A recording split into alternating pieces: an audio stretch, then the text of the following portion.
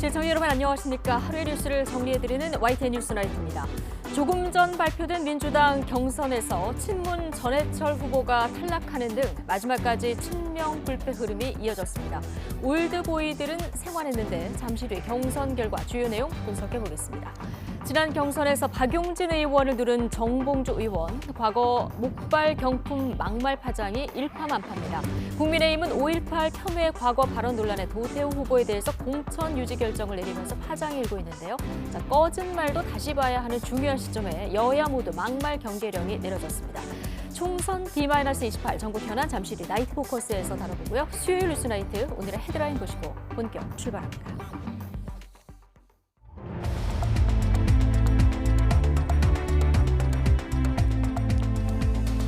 3월 13일 수요일 뉴스나이트 주요 뉴스입니다.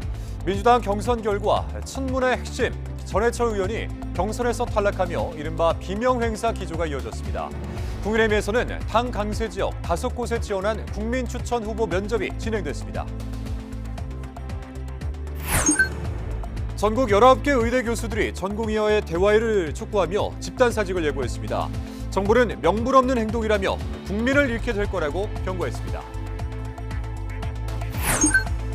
알리와 테무 등 해외 이커머스 플랫폼이 빠르게 영역을 확장하면서 소비자 불만 신고가 급증하자 정부가 해외 온라인 플랫폼에도 국내법을 똑같이 적용하기로 했습니다. 지난 1월 소방구조대원 2명이 순직한 경북 문경 공장 화재는 사고 이틀 전 공장 관계자가 화재 경보기를 강제로 끄면서 초기 대응이 늦어진 것으로 확인됐습니다. 경찰은 관계자 입건 여부를 검토하고 있습니다. 사과 도매 가격이 1년 만에 2배 넘게 뛰어 처음으로 10kg에 9만 원대를 기록했습니다. 배 도매 가격도 15kg당 10만 원을 넘었는데 비싼 과일값은 초가을까지 이어질 전망입니다.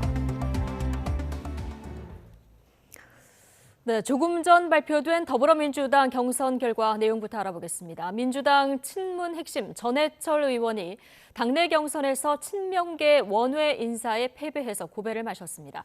지금까지 비명계 의원 다수가 공천 탈락한 가운데 박지원, 정동영 등 이른바 올드보이 인사들은 현역 의원을 꺾고 본선 진출권을 따냈습니다. 취재기자 연결해 보겠습니다. 안윤학 기자. 네, 국회에 나와 있습니다. 네, 최근 비명계 현역 의원들이 잇따라 경선에서 패했는데 오늘 결과도 비슷했다고요? 네, 그렇습니다. 민주당은 조금 전 전국 17곳에서 치러진 추가 경선 결과를 발표했습니다. 최근 박용진, 송갑석 등 대표적 비명계 현역 의원들이 친명계 원외 인사들의 연이어 무릎을 꿇었는데요. 문재인 정부 행정안전부 장관 출신의 친문 핵심 전해철 의원도 경선의 벽을 넘지 못했습니다. 공천장은 친명계 양문석 전 방송통신위원이 쥐게 됐습니다. 앞서 양 전 위원은 전 의원을 향해 겉과 속이 다르다는 뜻의 수박이라고 비난해 석 달 당직 정지 징계를 받기도 했습니다. 전 의원이 패한 건 현역 평가 하위 20%에 포함돼 경선 감점을 받은 탓으로 분석됩니다. 인천 서구병에서도 친명 모경종 전 당대표실 차장이 현역 신동근, 허숙정 의원을 이겼습니다. 친명 이건태 변호사도 경기부천병 현역 김상희 의원을 누르고 공천을 확정했습니다.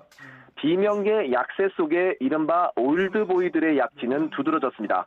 박지원 전 국정원장은 전남 해남 완도 진도에서 현역 윤재갑 의원을 꺾었고 전북 전주병에선 정동영 전 의원이 현역 김성주 의원을 눌렀습니다. 다만 전북 정읍고창에선 현역 윤준병 의원이 유성엽 전 의원의 도전을 물리치고 후보 자리를 지켰습니다. 선거구 조정으로 이웃 지역구 동료 의원들과 경쟁하게 된 서울 노원갑과 경기 부천갑 경선 결과도 나왔습니다.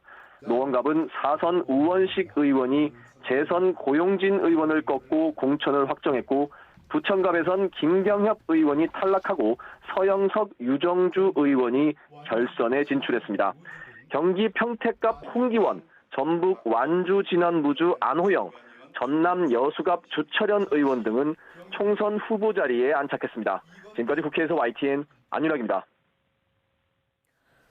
공천 심사 막바지에 접어든 국민의힘이 당 강세 지역 5곳에 지원한 국민 추천 후보 면접을 진행했습니다. 내일 결과를 발표할 것으로 보이는데 비례위성정당의 기호 4번을 안기기 위한 현역 의원들의 출당 절차도 시작됐습니다. 나혜인 기자입니다. 국민의힘이 마지막 지역구 후보를 채우기 위해 국민 추천 후보들을 대면 심사했습니다. 서울 강남과 대구, 울산 등 강세 지역 5곳에 200명 가까운 지원자가 몰렸는데 서류 평가를 통과한 일부만 비공개로 면접을 봤습니다. 현역 의원도 심사 대상이 될 수는 있지만 참신한 인물을 발탁하겠다는 국민추천제 취지를 고려하면 사실상 전략 공천이 이루어질 가능성이 큽니다. 청년이나 여성에 대한 배려가 부족하다. 그런 시각이 있고 또 저희들도 그 부분에 대해서는 공감하는 부분이 있기 때문에 지역구 공천이 끝나가면서 비례대표 선거 준비 역시 속도가 붙고 있습니다. 국민의힘은 위성정당인 국민의 미래의 후보 면접과 별개로 중앙윤리위를 열어 현역 비례의원 8명을 당에서 제명하는 안건을 의결했습니다. 국민의 미래가 야권 위성정당 더불어민주연합 다음 기호를 차지할 수 있도록 제3당인 녹색정의당의 6석보다 많은 현역 의원을 보내기로 한 겁니다. 어쨌든 간에 다른 당, 국민의 미래에서 활동을 하시겠다는 것이기 때문에 그것이 제명사유에 해당합니다. 다만 국민의 힘의 발전을 위해서 희생정신을 발휘해서 하신 것이기 때문에 4년 전에 이어 위성정당의 의원을 꿔주는 꼼수를 반복한 건데 원내 1당인 민주당은 더 많은 의원을 더불어민주연합으로 보낼 것으로 보입니다. 거대 양당이 직접 비례대표 후보를 내지 않는 대신 위성정당이 기호 3번과 4번을 나눠 갖는 겁니다. 아직 경선이 진행 중인 7곳을 포함해 국민 추천 후보까지 결정되면 여당의 지역구 공천은 이번 주 모두 마무리됩니다. 비례대표 후보 또한 다음 주 초 윤곽이 드러날 것으로 예상되는데 지역구 공천에서 인적 쇄신이 부족했다는 비판을 만회할 수 있을지 주목됩니다. YTN 나인입니다. 4월 총선이 한 달도 남지 않았는데요. 여야 모두 후보들의 막말 리스크로 곤욕을 치르고 있습니다. 수도권과 중도층 표심 이탈을 우려하는 목소리가 커지는 분위기입니다. 박광렬 기자입니다. 5.18 표면 논란 경로 끝에 공천이 유지된 국민의힘 대구 중구 남구 조태우 후보와 관련해 민주당이 직격탄을 날렸습니다. 상식적으로 납득할 수 없는 일이라고 난리 세웠습니다. 재검토를 지시하던 한 위원장은 꽤 멋있었습니다. 그러나 유지로 결정한 오늘의 한 위원장은 대단히 실망스럽습니다. 국민의힘은 과거 발언의 문제를 인정하면서도 도 후보의 입장 변화를 고리로 반박에 나섰습니다. 5.18 민주화운동 관련 헌법 정신을 인정했고 여기에 현역 의원을 꺾고 경선에서 승리한 점을 배경으로 언급했습니다. 사과의 진정성이 있는지 그리고 5.18 민주화운동 정신에 대한 조태우 후보의 현재의 확고한 입장이 무엇인지 우선 그것이 가장 컸고요. 민주당도 크게 상황은 다르지 않습니다. 현역 박용진 의원을 꺾고 공천 확정된 정봉주 전 의원. 과거 목발 경품 발언 논란이 일었습니다. 지난 2017년 유튜브를 통해 이 평창 동계올림픽 관련 북한 관광단지 이야기를 나누다 DMZ에 들어가 경품을 내면 된다며 발목줄에 밟는 사람에게 목발을 하나씩 주는 거라고 발언한 겁니다. 이후 사과하고 영상을 삭제했지만 비판의 목소리는 끊이지 않고 있습니다. 막말과 욕설로 가득한 정봉주 후보의 언행을 보고 있으면 국민의 대표가 되겠다고 총선에 나선 후보의 가치관과 인식이 끔찍한 수준이라는 생각을 하게 됩니다. 부산 수영 공천을 받은 국민의힘 장해찬 후보는 지난 2014년 이른바 난교 발언으로 논란이 됐고 대전 서구갑 조수현 후보는 과거 일제강점기를 옹호하는 듯한 SNS 글 논란이 빚어졌습니다. 비명계의 박광온 전 원내대표 지역구에 공천을 받은 민주당 김준혁 후보는 박정희 전 대통령을 언급하며 정제되지 않은 발언을 내뱉기도 했습니다. 저를 비롯한 우리 민주당의 모든 후보들과 당의 구성원들도 앞으로 더 한층 말과 행동에 신중을 기해야 할 것입니다. 한 달도 채 남지 않은 4월 총선 최대 승부처로 수도권과 중도층 등 이른바 스윙보터가 꼽히는 가운데 여야 지도부의 설화 입단속 고심이 깊어지고 있습니다. YTN 박광렬입니다. 전국 19개 의대 교수들이 오는 15일까지 사직서 제출 여부를 결정하기로 했습니다. 이 교수들까지 집단행동에 나설 가능성이 점점 커지자 정부는 환자 곁을 떠나지 말라고 촉구하며 2,000명 증원 계획은 절대 물러서지 않을 것이라고 강조했습니다. 김평정 기자입니다. 전국 19개 의대 교수 비상대책위원회 대표들은 공동비대위를 구성하기로 했습니다. 그러면서 오는 15일까지 집단 사직서 제출 여부를 결정하기로 했습니다. 앞서 울산의대와 서울의대 교수 비대위가 각각 사직서 제출을 결의한 뒤 동참하는 속도가 한층 빨라진 것입니다. 만약 공동비대위가 사직서 제출을 결정한다면 제출 시점은 서울의대 교수들이 먼저 결정한 오는 18일로 맞춰질 가능성이 높습니다. 정부의 의대 증원 문제 재논의를 압박하기 위한 건데 정부는 명분 없는 집단행동이라고 일축했습니다. 교수님들께 간곡히 당부드립니다. 명분 없는 집단행동에 동참하는 대신 제자들이 환자 곁으로 돌아오도록 적극 설득해 주십시오. 전공의에 이어 교수까지 병원을 떠난다면 지금의 비상 상황마저 유지할 수 없다며 환자 곁을 지켜달라고 호소했습니다. 교수님들이 진료 현장을 비우면 환자들에게는 그 무엇보다 소중한 생명이 걸린 일입니다. 여러분이 환자를 등지고 떠난다면 남아있는 전공의와 의대생은 물론 국민들을 잃게 될 것입니다. 정부는 의대 교수들과 물밑에서 대화하고 있다며 더 적극적으로 의견을 경청하겠다고 밝혔습니다. 그러나 이번을 의료개혁의 마지막 기회라고 표현하며 2,000명 증원 방침에서 물러서지 않겠다는 강경한 입장을 재확인했습니다. 의사협회는 정부를 향해 연일 어이없는 대책만 쏟아내고 있다는 다소 거친 표현까지 사용하며 반발을 이어가고 있습니다. 팽팽한 의정 갈등 속에 의대 교수들이 중재에 나서는 모습이었지만 또 다른 의정 갈등으로 번질 가능성만 커지고 있습니다. YTN 김평정입니다.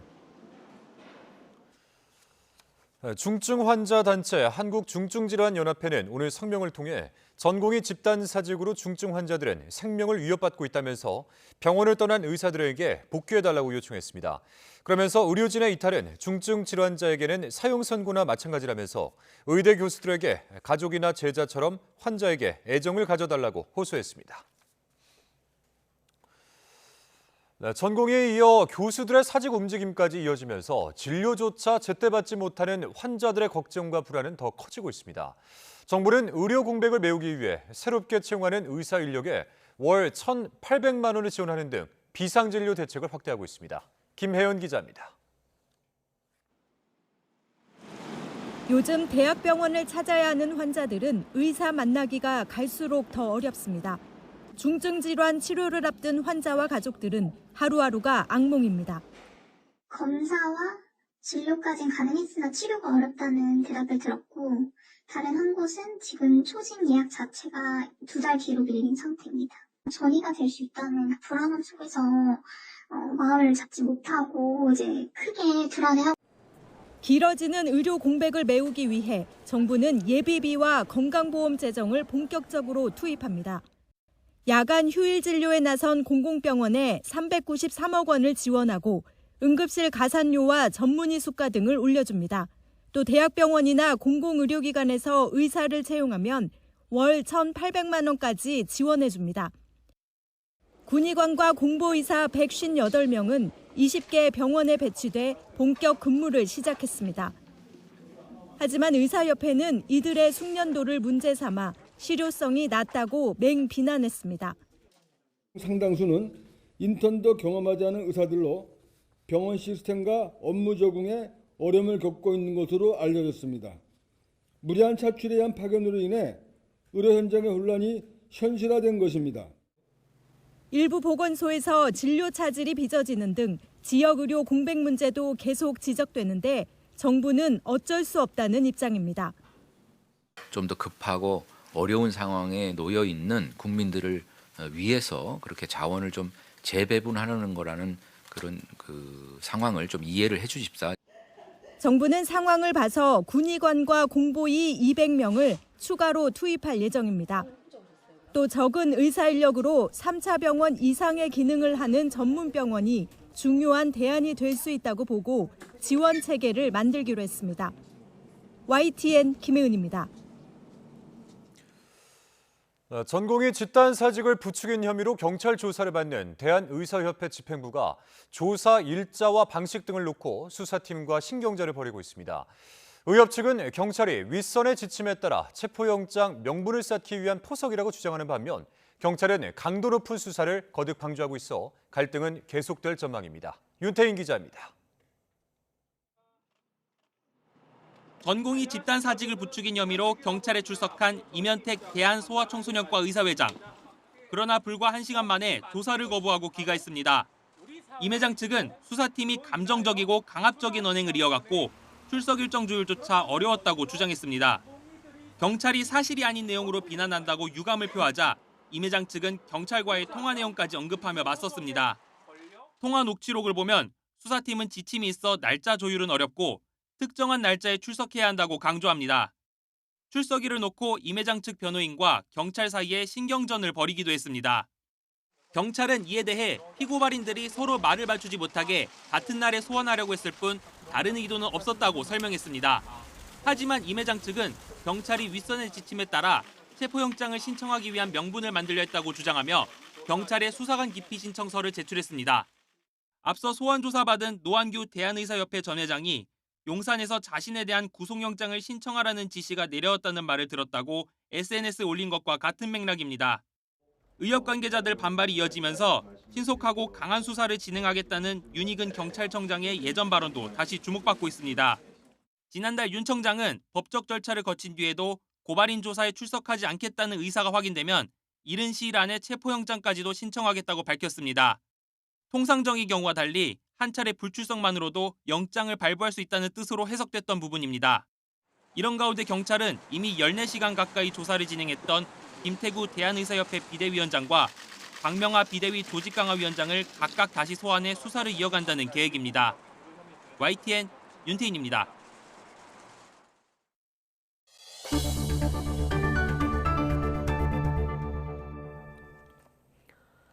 고물가 속에 초저가를 앞세운 중국 이커머스 플랫폼이 무서운 기세로 영역을 확장하고 있습니다. 하지만 소비자 보호 의무는 소홀히 하고 있어서 피해가 속출하고 있는데요. 정부가 종합 대책을 내놨습니다. 이승은 기자입니다. 지난해 우리 소비자의 해외 직구액은 6조 8천억 원으로 한 해 만에 27% 급증했습니다. 중국 이커머스 플랫폼이 무섭게 파고들고 있기 때문입니다. 지난해 우리 소비자가 직구를 한 나라 비중은 중국이 절반에 육박해 미국을 크게 앞질렀습니다. 특히 알리익스프레스는 한국인이 가장 많이 이용하는 종합 쇼핑몰 앱 2위를 차지했습니다. 하지만 반품과 환불이 잘 안 되는 것은 물론 가품과 성인용품, 위험한 제품도 마구 팔리고 있어 소비자 불만 신고가 1년 만에 5배 급증했습니다. 정부는 해외 이커머스 플랫폼에도 국내법을 차별 없이 집행하겠다고 강조했습니다.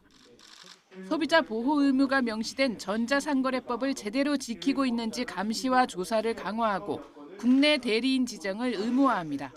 일정 규모 이상 해외 사업자에게 국내 대리인 지정을 의무화해 국내에 주소나 영업소가 없더라도 소비자 보호 의무를 충실히 이행하도록 하겠습니다. 빈발하는 소비자 불만 해소를 위해 한라인도 구축하고 자율협약도 추진합니다. 특히 위해식품과 의약품, 가품, 청소년 유해 매체물, 개인정보 침해 등 4대 항목은 부처 공동 대응을 강화합니다. 우리 제조업체의 해외 플랫폼 입점도 잇따르고 있는 가운데 공정거래법 위반 행위 감시도 강화합니다. 이번 대책은 알리와 테무 등 중국 플랫폼뿐만 아니라 미국의 아마존, 싱가포르의 큐텐 등 다른 해외 플랫폼도 대상으로 하고 있습니다. YTN 이승은입니다. 사과 도매 가격이 1년 만에 2배 넘게 뛰어서 처음으로 10kg당 9만 원대를 기록했습니다. 농수산식품유통공사 통계를 보면 어제 사과 10kg당 도매 가격은 9만 1,700원으로 1년 전보다 123% 올라 처음 9만 원대를 넘었습니다. 배 도매 가격은 15kg당 10만 3,600원으로 10만 원대를 나타냈습니다. 사과와 배 소매 가격은 정부 할인 지원에 한계가 있고 생산량이 줄어든 것을 고려하면 가격이 다시 오를 가능성도 나오고 있습니다. 네, 이렇게 식료품 가격 상승률이 3년 만에 최고치를 나타내고 소비자 물가도 3%대로 다시 올라서는 등 장바구니 물가가 연일 비상입니다. 정부는 물가 관리를 위해서 식품과 유통업계를 대상으로 전방위 압박에 나섰습니다. 김선희 기자입니다. 정부가 지난해 10월 이후 5달 만에 다시 식품업계 임원들을 불렀습니다. CJ제일제당과 농심, 동서식품 등 국내 대표적인 식품기업 19곳이 참여했습니다. 핵심은 국제 곡물 가격이 2022년 고점 대비 절반가량 하락했는데 식품 가격에 제대로 반영되고 있느냐입니다. 지난 6일 물가관계장관 회의에서 최상목 부총리가 언급한 것처럼 원가 하락분만큼 가격을 내리라는 겁니다. 원자재 가격 상승기에 인상된 식품 가격이 주요 곡물과 유지류 가격 하락에도 불구하고 지속 유지되는 것에 대해 기업의 과도한 이윤 추구라는 비판의 목소리도 제기되고 있는 상황입니다.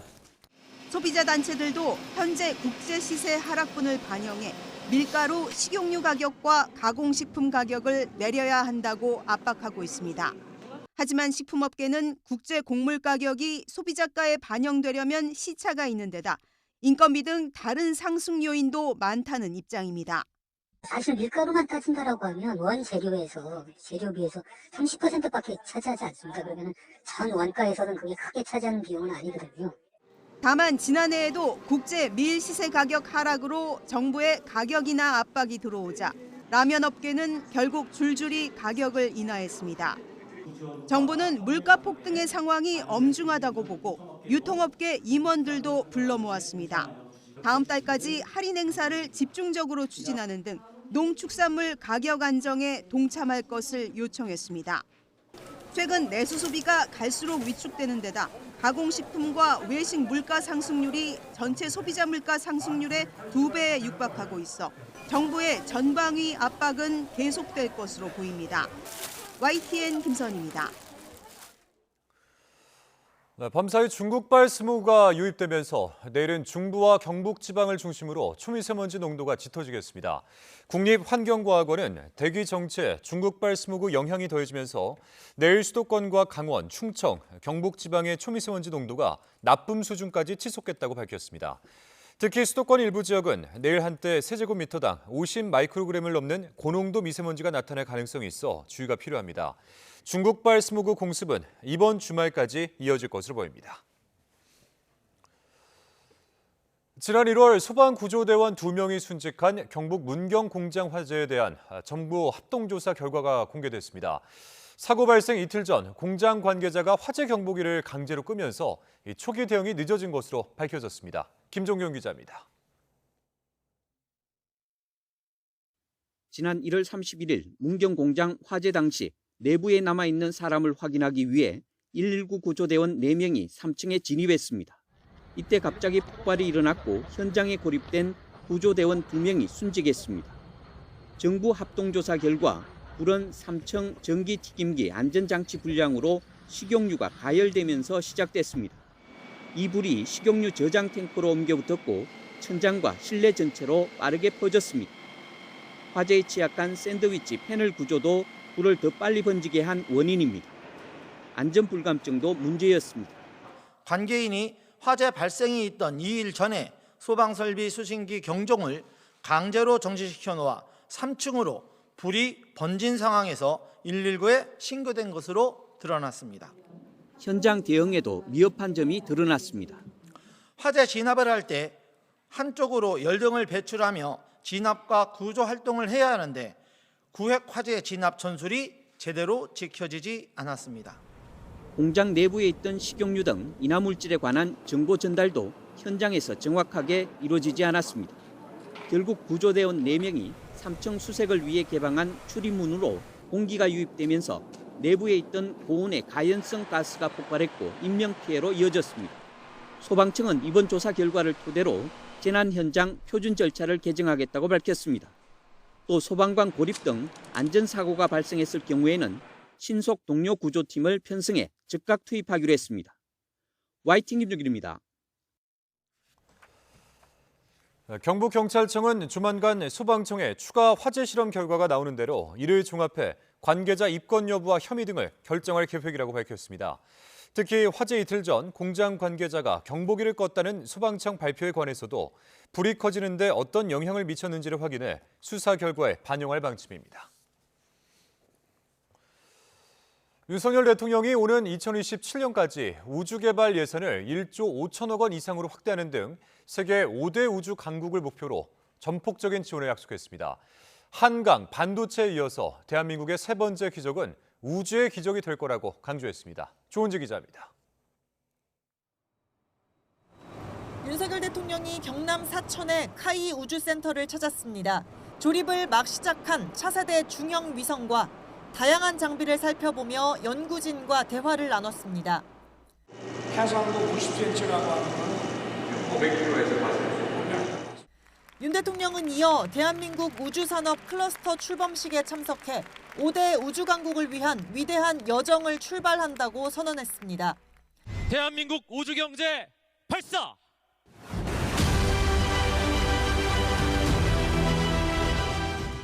경남과 전남, 대전을 잇는 이른바 우주산업의 삼각별 프로젝트가 본격적인 닻을 올리는 겁니다. 2032년 우리 탐사선을 달에 착륙시키고 2045년 화성에 태극기를 꽂는 미래로의 큰 걸음을 내딛게 됩니다. 윤 대통령은 우주의 국가, 나아가 인류의 미래가 걸려 있다면서 과감하고 효율적인 투자 지원을 약속했습니다. 먼저 2027년까지 우주 개발 예산을 1조 5천억 원 이상으로 확대합니다. 이와 함께 2045년까지 민간 투자 100조 원 유치, 일자리 25만 개 이상 창출, 정부 민간 매칭 우주 펀드 2배 확대도 핵심입니다. 한강의 기적, 반도체의 기적에 이어 대한민국의 세 번째 기적은 우주의 기적이 될 것입니다. 오는 5월 말 출범하는 우주항공청은 국적 불문, 상한선 없는 연봉을 내걸고 인재 영입에 공을 들이고 있는데 우주 강국이 곧 세계를 주도할 거라는 대통령의 강한 확신이 그 밑바탕에 있습니다. YTN 조은지입니다. 일본의 첫 민간 소형 로켓이 발사한 뒤 곧바로 폭발했습니다. 발사 현장에서는 관람객들의 탄식이 쏟아진 가운데 일본 정부는 우주 로켓 발사는 핵심 과제라며 로켓 발사에 속도를 내겠다는 뜻을 분명히 했습니다. 도쿄에서 김세호 특파원입니다. 일본 우주 벤처 기업 스페이스원이 개발한 소형 로켓 카이로스 1호기가 하늘로 치솟아 오릅니다. 하지만 발사된 지 수초 만에 폭발하자 자욱한 연기와 파편이 튑니다. 파편이 떨어지며 화재가 일어나기도 했지만 인명 피해는 없는 것으로 파악됐습니다. 일본의 첫 민간 로켓 발사에 기대를 걸고 지켜보던 관람객들은 경악과 탄식을 쏟아냈습니다.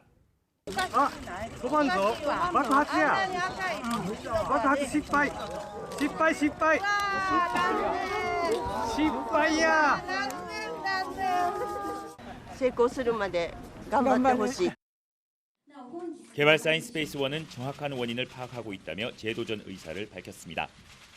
原因については対策本部を立ち上げて現在調査中でございます。しかしながら我々はこの結果を前向きに捉えて次の挑戦に臨みたいというふうに思っております。 카이로스 1호기는 길이 18m, 무게 23톤의 소형 고체 연료 로켓인데 여기에 탑재된 소형 위성은 일본 정부가 의뢰했습니다. 북한의 미사일 동향 등을 파악하는 정보 수집 위성에 문제가 생겼을 때 대체 위성 역할을 할 수 있는지 확인하기 위해 제작한 겁니다. 일본 정부는 발사 실패에 유감을 표하면서도 우주 로켓 능력 강화에 더욱 속도를 내겠다는 의지를 내비쳤습니다. 民間のロケットを含めたロケット打ち上げ能力の抜本的強化、これは我が国の宇宙政策の最重要課題であります。 앞서 일본은 1조엔 우리 돈 9조 원 규모의 우주 전략 기금을 마련해 우주 기술 개발에 전방위적 지원 방침을 세웠습니다. 첫 민간 개발 소형 로켓 발사는 실패로 끝났지만 일본 정부는 방위와 상업 분야에서의 우주 경쟁력 강화 성과를 최대한 끌어내겠다는 뜻을 분명히 하고 있습니다. 도쿄에서 YTN 김세호입니다.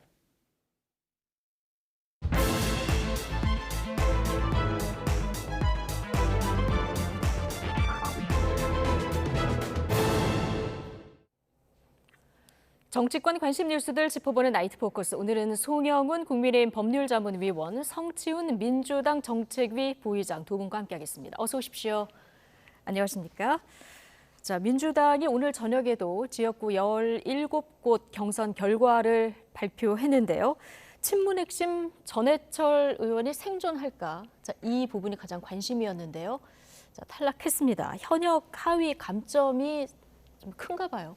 네, 극복하지 못한 것으로 보이고요. 지금 대부분의 이 친명 의원으로 되는 분들이 다 현역 의원들 많이 꺾는 사례가 발생했습니다. 사실 현역 의원을 꺾는다는 거는 쉬운 일이 아니거든요. 그런데 이제 문제는 저는 이후가 더 중요하다고 생각합니다. 이렇게 어쨌거나 친명 원외 친명들이 이렇게 현역인 비명 그 원내 의원들을 꺾고 올라갔을 때 지금 당내 분위기가 뭐 또 강성 지지층에서는 뭐 심판을 받았다 이런 식으로 또 그분들을 좀 비하하거나 이런 식으로 여론이 형성되고 있는데 저는 지금 대부분의 친명 원외 의원들이 지역구에서 오래 활동하신 분들이 아니에요. 그 말은 뭐냐? 이번에 떨어지신 분들의 뭐 공동 선대위원장을 맡는다든지 그분들의 도움을 받으면서 선거운동을 해야 그 열세인 그 인지도나 이런 것들을 극복할 수 있을 것인데 그런 분들을 좀 안는 모습들을 지금 이후에 좀 보여주는 그쪽으로 좀 지도부가 방향을 잡고 수습을 해야 이런 그 대거 탈락한 분들의 힘까지 얻어서 승리로 갈 수 있지 않을까 좀 그렇게 보고 있습니다.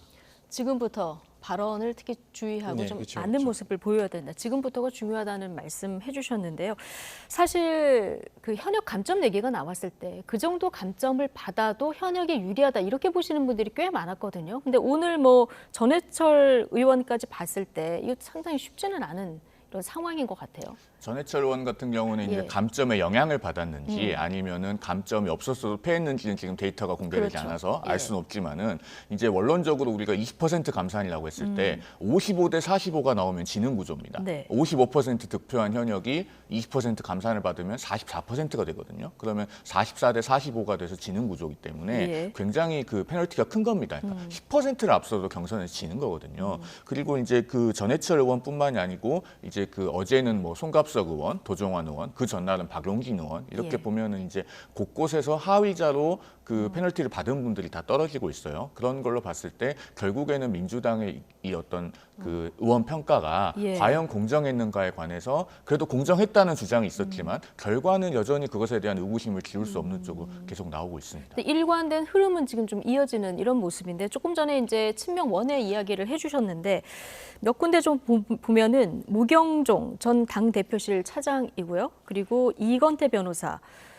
자, 이분도 대장동 관련 이제 변호를 맡은 분으로 알려져 있는데요. 오늘 다 뭐 현역을 꺾고 본선에 진출한 이런 케이스들이 좀 곳곳에서 눈에 띄었습니다. 그렇습니다. 이건태 변호사는 이제 그 정진상 실장의 변호인으로 알려져 있죠. 이분도 그 고양지청장을 역임한 검사장 출신이고 이재명 당대표의 특보입니다. 그리고 그 부천을에서 이 부천을이 그 서른 의원이 그 탈당한 지역 아닙니까? 여기는 그 김기표 변호사가 또 경선에 승리를 했어요. 이분도 그 중앙지검 특수일부 수석검사 출신이에요. 그래서 그 김용 부원장의 변호인이고 그래서 이렇게 그 이재명 대표가 스스로 측근이라고 공언했던 정진상 실장, 뭐 김용 전 부원장 이런 분들의 변호인을 하신 분들이 계속 승승장구를 하고 있고 서대문갑도 김동화 후보가 그렇습니다. 김동화 후보가 그 경선에 승리를 했고 또 방금 말씀하신 그 모경종 후보 이분 같은 경우도 원래 경기도에서 이재명 도지사의 비서관을 했던 분이에요. 1989년생이어서 상당히 젊은 나이고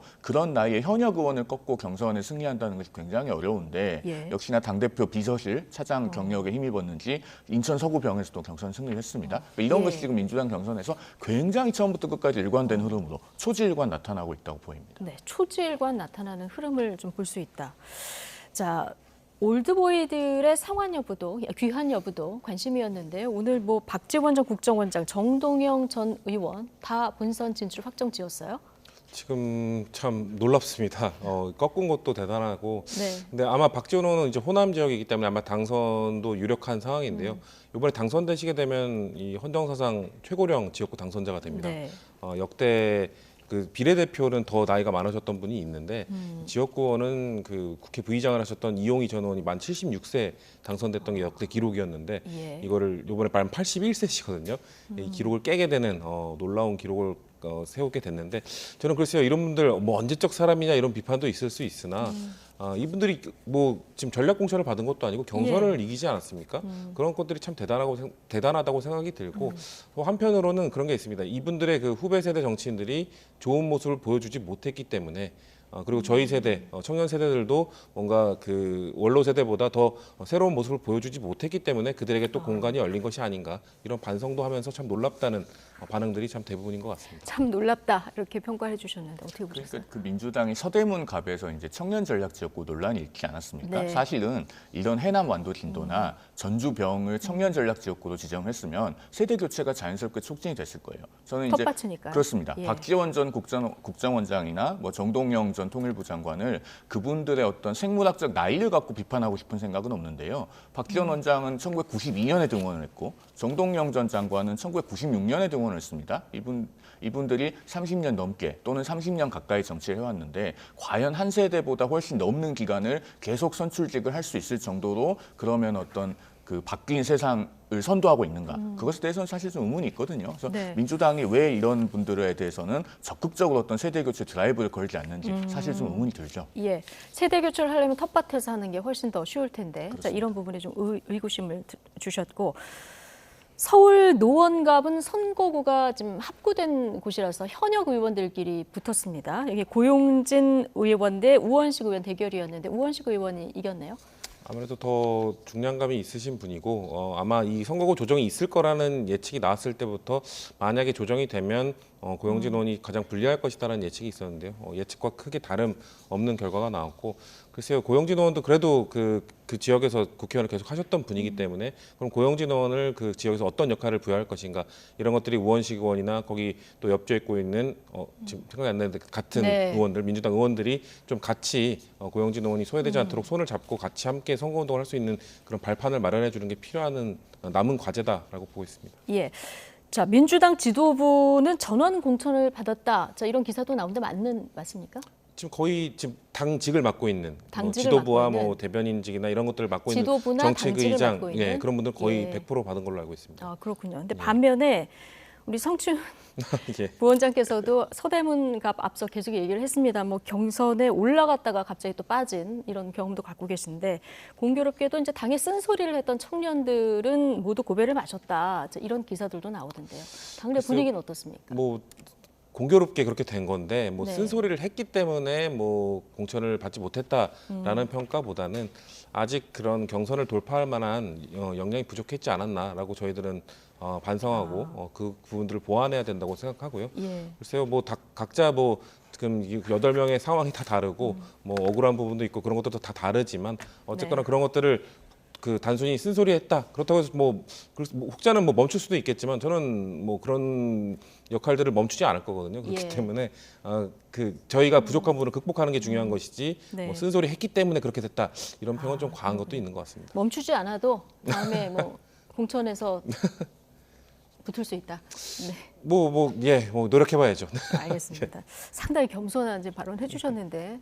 민주당이요. 지금 이런 쓴소리를 한 청년 정치인들이 경선에서 대거 탈락을 하지 않았습니까? 그 부분을 좀 눈여겨봐야 되는데 그러니까 그만큼 강성 지지층의 입김이 강하고 강성 지지층의 의사에 반하면은 선택받고 기회를 받기 어려운 당이 돼버렸어요. 지금 이게 큰 문제고 물론 이것도 나중에 어느 시점에 가면은 반작용이 있을 겁니다. 그렇게 해서 또 제자리에 돌아오겠지만 이제 그때 가면 생기는 문제가 한꺼번에 그 세대가 국회에 들어갔을 때는 경험이 부족하거든요. 사실 그러니까 지금부터 몇 명씩 단계적으로 진입을 해야 세대 교체가 연착륙이 되면서 되는데 어느 순간에 가면은 그 노장 정치인들이 한꺼번에 빠지고 2004년에 소위 108번뇌라고 불리는 108명의 초선이 한꺼번에 진입하듯이 그렇게 세대 교체가 굉장히 급진적으로 이루어질 수 있어요. 그럴 때 되면은 또 반작용이 있을 거고 그게 또 그 정당의 건강성에 어떤 영향을 미칠까 하는 생각이 들어서 사실은 지금이라도 민주당에서 그 당의 어떤 핵심 지지층이 당의 장래를 걱정한다면은 세대 교체에 대한 생각을 좀 해야 됩니다. 집단지성이 발동해야죠. 예. 자, 경선 결선까지 갔다가 탈락한 박용진 의원. 자, 재심 신청을 했는데 그러면서도 내가 경선 이 재심 신청 결과와 상관없이 총선을 위해서 헌신하겠다 이렇게 발언을 했는데 자, 일단 재심 신청은 어떤 것들을 좀 보겠다는 겁니까? 뭐 여론조사 그 시작되기 전 뭐 19분 전에 뭐 정봉주 전 의원이 지지자들에게 독려하는 문자를 보냈다. 이런 부분들 몇 가지 의혹들이 지금 발견된 걸로 알고 네. 있습니다. 그런 것들을 지적하고 혹시 문제가 있었는지 물어보는 과정인 거고요. 아마 대부분 이 재심 절차가 있으면 대부분의 후보들은 그래도 한번 해봅니다. 선거 과정에서 있었던 좀 뭐 의혹들이나 이런 것들을 최대한 그래도 나중에 후회를 남기지 않기 위해 하는 것이고 박용진 의원이 그렇기 때문에 인정을 한다. 네. 나중에 그 이후에 총선 승리를 위해 노력할 것이지만 그래도 왜냐하면 자신을 지지해준 지지자들이 있지 않습니까? 자신을 지지해준 지지자들을 위해서라도 그런 일말의 좀 의혹, 일말의 의구심이 있다면 그래도 할 수 있는 절차를 다 밟으면서 당의 요청을 최대한 끝까지 하는 것이 보통의 정치인들이 하는 행위이기 때문에 그런 절차를 밟고 있는 것이지 뭐 승복할 수 없다거나 이런 태도를 보인 게 아니기 때문에 저는 정상적인 절차라고 보고 있습니다. 예, 후회를 남기지 네. 않기 위한 마지막 절차를 그냥 밟는 거다 이렇게 보셨는데요.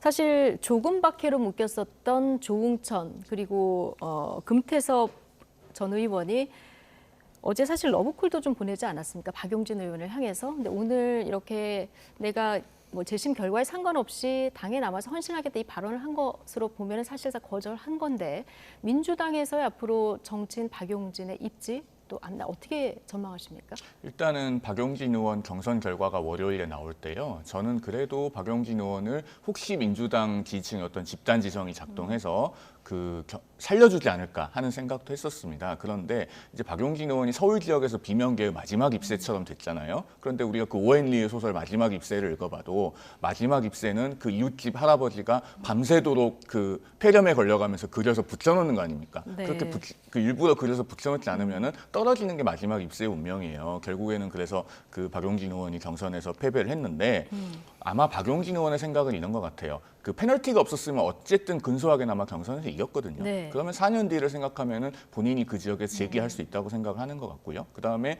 어떤 그 조응천 의원이나 금태섭 의원의 러브콜을 믿고 나가기에는 정치적으로 너무 보장이 되는 게 없어요. 조응천 의원은 그때 그 미래대연합이 새로운 미래와 같이 창당 대회를 하려고 할 네. 때도 그 직전에 불참을 통보하신 분 아닙니까? 그런 분을 믿고 어떻게 나가겠습니까? 그래서 박용진 의원은 당에 남아서 나중에 이제 민주당을 어떤 정상화하는 그런 노선을 걷겠다라는 생각인 것 같은데 네. 그래서 재심 신청을 한 것도 재심이 어차피 안 받아들여질 것을 알죠.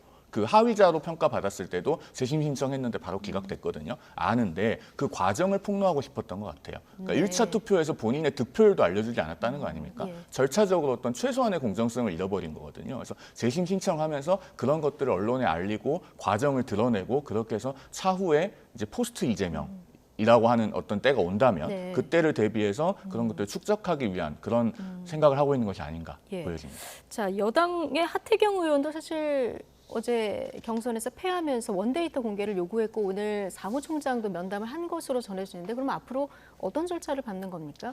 하태경 의원도 비슷한 지금 논리거든요. 그렇습니다. 하태경 의원이 지금 그 이해운 전 의원의 여성 가산점을 네. 고려를 하면은 0.35%가 부족했어요. 본인이 당선될 수 있는 퍼센티지에서. 그래서 하태경 의원도 굉장히 아쉬운 마음이 클 것 같고 그다음에 이제 이해운 전 의원의 어떤 지지자들 단톡방에서 뭔가 그 나이를 뭐 52세로 응답해달라 뭐 이런 얘기가 오갔다고 하니 혹시 이제 나이를 거짓으로 응답한 그런 어떤 경선 선거인단이 네. 있는지에 대해서 의문을 갖는 것 같아요. 예. 뭐 가능하다면은 저는 이런 부분은 본인에게 확인을 시켜줘서 의구심이 없게 하는 것이 좋다고. 원데이터까지 다 확인을 가능하다면 시켜주고 네. 의문을 갖지 않도록 하는 게 중요하다. 좋다고 보는데 네. 한편으로 지금 하태경 의원도 그 본인이 더 큰 정치인이 되려면 이쯤에서 승복을 하는 것이 바람직하다고 보이고 예. 이해운 전 의원도 오늘 하태경 의원을 방송에서 약간 비판을 하셨던데 그런 것은 경선 후의 화학적 결합과 당의 화합을 위해서는 하지 별로 않았으면. 적절하진 않다고 보여집니다. 알겠습니다. 자, 박용진 의원이요. 자, 어쨌든 재심 결과가 나오면 수용하고 당을 위해서 헌신하겠다고 했는데 정봉주 의원 지지 유세까지 하는 모습을 우리가 볼 수 있을까요? 정봉주 전 의원이 하기에 달린 거 아닌가라는 네. 생각합니다. 아까 말씀드린 것처럼 지금 박용진 의원도 대표적인 비명 의원 아닙니까? 비명 의원들에 대해서 그 강성 지지층이 막 비판하고 심판받았다 이런 표현을 하는 거는 뭐 있을 수 있다고 생각합니다. 하지만 그런 상대했던 후보라든지 그런 분들이 이 이후에 어떤 태도로서 그분들에게 접근해서 네. 분명 그 지역에 박용진 의원도 8년 동안 현역 의원을 했기 때문에 예. 탄탄한 뭐 인지도와 지지 그 조직도 있지 않겠습니까? 그런 분들의 지지까지 얻어내기 위해서는 박용진 의원의 어떻게든 뭐 자리를 제안하든 뭐 진정성을 보이든 그런 모습을 보이면서 함께 할 수 있도록 하는 것이 저는 박용진 의원이 만약에 그런 진정성 어린 제안을 받는다면 그걸 받는 것도 향후의 정치 행보를 위해서 좋을 거라고 봅니다. 네. 혹자는 뭐 그런 걸 보면서 자존심도 없냐, 속도 없다 이런 표현들도 하실 수 있겠지만 예. 글쎄요, 뭐 정치는 때로는 자존심도 내려놓고 뭔가 더 큰 당을 위해서 희생을 할 때 나중에 국민들이 다 기억하고 계시거든요. 그 나중에 언젠가 평가해 줄 시기가 올 것이다. 그런 생각으로 좀 임하셨으면 좋겠습니다. 알겠습니다. 정봉주 의원 일단 하기 나름이다. 네. 예. 자, 근데 정봉주 의원 2017년에 했던 과거 발언이 지금 논란이 큽니다. 한 유튜브 방송에서 한 발언인데요. 지금 저희가 그래픽으로 정리를 해봤는데 DMZ에 멋진 거 있잖아요. 발목질에 DMZ에 들어가서 경품을 내는 거야. 발목질을 받는 사람들한테 목발 하나씩 주는 거야. 자, 매우 부적절한 발언이죠. 자, 오늘 사과를 했습니다. 과거 발언 직후에 당사자께 직접 유선상으로 사과를 했고 관련 영상도 즉시 삭제를 했다. 과거 제 발언에 대해서 정중히 사과한다. 오늘 이렇게 입장을 내긴 했는데 파장이 만만치 않습니다. 일단은 저 발언 자체가 매우 부적절하고 예. 규탄받아야 마땅하다는 걸 먼저 전제해 두고요. 그런데 정봉주 전 의원이 오늘 과거 당시에 네. 그 당사자들에게 바로 사과했다고 말한 것이 더 문제될 가능성이 있어요. 이 당사자라 하면 이게 사실 2년 전에 그렇습니다. 네, 이 하재헌 하사와 이제 예. 김정원 하사 그 당시에 네. 이제 DMZ 안에서 그 한 분은 목함지를 밟았고 다른 한 분은 이제 그 하재헌 하사를 부축해서 나오다가 또 한 다리를 잃었지 않았습니까? 그렇죠. 그런 일이 있었는데 지금 정봉주 의원이 그 당시에 당사자에게 사과했다는 것은 아마 이 두 분에게 사과를 했다는 의미로 저는 그렇게 들리는데 예. 오늘 이제 한 종합편성 채널에서 보도를 하기를 이 두 하사와 통화를 했는데 그분들은 정봉주 전 의원한테 사과받은 적이 없다고 합니다. 무슨 사과를 말하느냐 지금 그 기자와의 통화에서 이렇게 네. 얘기를 했다고 하거든요. 그러면은 정봉주 전 의원이 사과를 한 사실이 없으면요. 이거는 공직선거법상 허위사실공표죄로 문제가 될 수 있어요. 250조 1항의 그 당선 목적 허위사실 공표가 될 수 있거든요. 예. 그 당선 목적 허위사실 공표는 후보자의 과거 행위에 관한 것도 허위사실 공표의 대상이 됩니다. 그러면은 이거를 정말 과거에 사과를 했느냐 안 했느냐 정확하게 가려야 될 문제고 경우에 따라서는 이 부분이 정말 사과를 하지 않은 것로 드러나면은 예. 뭐 후보 자격에도 문제가 될 수 있고 당선이 되더라도 선거법 위반으로 수사를 받아야 될 수도 있고 그럴 문제라서 이거 좀 정확하게 규명이 필요할 것 예. 같습니다. 누구한테 사과를 한 건지가 좀 불명확하고 이게 사실 이제 종편에서 보도한 것은 YTN에서 취재한 건 아니기 때문에 저희가 확정해서 말씀드릴 수는 없습니다만은 상황에 따라서는 생각보다 파장이 커질 수도 있다. 그렇습니다. 자, 그런 이렇게, 의견을 말씀드립니다. 네, 이런 의견을 주셨는데 자, 여당에서는 강한 비판이 나왔고요. 민주당에서도 막말주의보가 내려졌습니다. 함께 듣고 오시겠습니다. 막말과 욕설로 가득한 정봉주 후보의 언행을 보고 있으면 국민의 대표가 되겠다고 총선에 나선 후보의 가치관과 인식이 끔찍한 수준이라는 생각을 하게 됩니다. 정봉주 후보는 과거의 유튜브 콘텐츠를 모두 삭제했다고 합니다. 그렇다고 해서 국민의 기억까지 삭제할 수는 없습니다. 선거 때는 말 한마디가 큰 화를 불러오는 경우가 참 많습니다. 그래서 가능한 문제가 될 말에 대해서 유념을 하시고 여러 가지 선거 경험으로 보면 말 한마디 가지고 선거 판세가 바뀌는 경우를 제가 여러 번 봤습니다. 그런 점에서 보다 신중하게 선대위를 운영하도록 그렇게 하겠습니다. 자, 호준석 대변인은 국민의 기억까지 삭제할 수 없다. 자, 이렇게 얘기를 했고요. 지금 이해찬 공동 선거대책위원장 표정을 봐도 굉장히 좀 심각한 표정인데요. 자, 앞으로 조금 더 철저히 대응하겠다 이런 얘기를 하는데 자, 민주당에서는 앞으로 이거 어떻게 대응합니까? 뭐 적절한 대처라고 보긴 합니다만 네. 근데 문제는 대표적인 막말로 전체 선거에 영향을 줬던 사례가 2012년에 그 당시 김용민 후보 네. 낙범수 그를 운영하셨던 분. 근데 그분도 과거 발언으로 문제가 됐던 거거든요. 예. 그러니까 이해찬 지금 선대위원장께서는 이제 앞으로의 발언 조심해라, 주의해라라고 이렇게 엄중하게 경고를 하신 건데 문제는 이제 과거에 했었던 발언 최근에 이제 더더욱 더 많아지고 있는 거는 유튜브 같은 좀 발언이 자유로운 채널에서 더 많은 또 자극적인 발언들이 나오지 예. 않았겠습니까? 정봉주 전 의원도 그쪽에서 활동을 많이 하셨기 때문에 추가적인 이 문제가 만약에 발생한다면 불거진다면 이 정도의 이 조치로 과연 끝날 수 있을까? 그걸 조심해야 되는 부분이고요. 아마 추가적인 부분이 나오면 당 차원에서도 심각하게 대처하지 않을까. 지금 이 문제만으로도 이게 상황이 더 커질 수, 아까 말씀하신 대로 예. 적절한 해명이 더 추가적으로 나오지 않는 한, 그리고 저는 적절한 해명뿐만 아니라 사과도 그냥 이걸 사과할수록 이거를 더 떠오르게 할 뿐이다 이런 생각을 버리고 매일같이 하루에 한 번씩이라도 사과를 진정성 있게 계속 해야 된다고 생각하거든요. 예. 만약 당사자들이 사과를 못 그렇게 받았다고 하더라도 한다면 하더라도 계속 사과를 그렇죠. 해야. 뭔가 계속해서 뭔가 잘못했다는 모습을 예. 보여야지 뭔가 이번에 그냥 이 상황만 짧게 넘어가겠다라든지 아까 말씀하신 것처럼 지금 진실 여부가 명확하게 드러나지 않고 있는 그런 식으로 대응을 한다든지 그런 식으로 좀 부족한 대응을 하게 될 경우 오히려 더 나중에 화가 커질 수 있다. 왜냐하면 지금 이제 선거가 정말 며칠 안 남았기 때문에 네.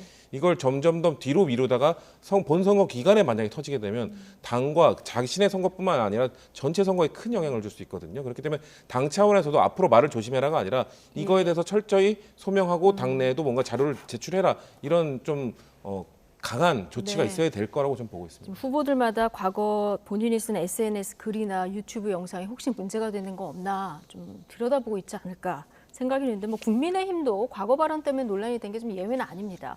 5.18 폄훼 과거 발언 논란의 도태우 변호사에 대해서 공천 재검토를 하긴 했는데 자격을 유지하는 것으로 결정이 됐습니다. 당장 민주당에서 비난이 나왔고요. 국민의힘 설명까지 같이 듣고 오시겠습니다. 어제 10시부터 중간중간 이렇게 중단이 있었지만 4차례에 걸쳐서 논의를 했습니다. 두 번째 입장문은 첫 번째 입장문에 비해서 사과의 진정성이 더 느껴졌다고 보여지고요. 예. 5.18 민주화 운동에 대한 도태우 후보의 변화된 입장이 명확하게 담겨 있습니다. 도태우 후보 과거 발언이 문제가 있는 건 맞지만 국민들께서 그 과거 한 시점에 머무르는 것이 아니라 도태우 후보의 현재의 변화된 모습까지 살펴봐 주실 것으로 믿고 재검토를 지시하던 한 위원장은 꽤 멋있었습니다. 그러나 유지로 결정한 오늘의 한 위원장은 대단히 실망스럽습니다. 5.18 민주화 운동은 대한민국 민주주의의 위대한 이정표입니다. 문제적 후보의 공천을 유지하기로 한 것은 상식적으로 납득할 수 없는 일입니다. 22대 국회 개원 즉시 5.18 헌법 전문 수록을 위한 개헌 논의에 착수한다는 조건과 함께 여야 공통 공약으로 이번에 약속을 하자고 제안합니다. 재검토를 지시하던 한동훈 위원장 꽤 멋있었는데 이 공천 유지 결정이 나온 부분에 대해서는 실망스럽다. 이렇게 얘기를 하지 않습니까? 국민의힘 어쨌든 경론 끝에 뭐 여러 가지 뭐 검토를 한 결과 결론을 내렸겠습니다만 공천 자격 유지로 결정을 내렸는데 장동혁 사무총장 얘기를 들어보면 사과의 진정성이 느껴졌고 지금 현재 어떤 입장을 가지고 있냐 이게 중요하다는 거 아니겠습니까? 이제 국민 눈높이에서 볼 때는 어떻다고 보십니까? 일단 뭐 두 번의 사과문을 올렸고 네. 본인이 이제 그런 5.18 그 민주화 운동에 대해서 더 이상 그런 폄훼 논란이 있는 발언을 안 하겠다고 하니까 여러 가지 이제 검토 끝에 그 공천 자격은 유지를 하게 된 것 같습니다. 네. 그러나 말씀하신 것처럼 이제 국민 눈높이에 봤을 때 상당히 논란의 여지가 있죠. 그래서 네. 도태우 후보 본인이 좀 뼈에 새겨야 될 게 몇 가지 있습니다. 일단은 국민의힘의 후보가 되겠다고 하면요.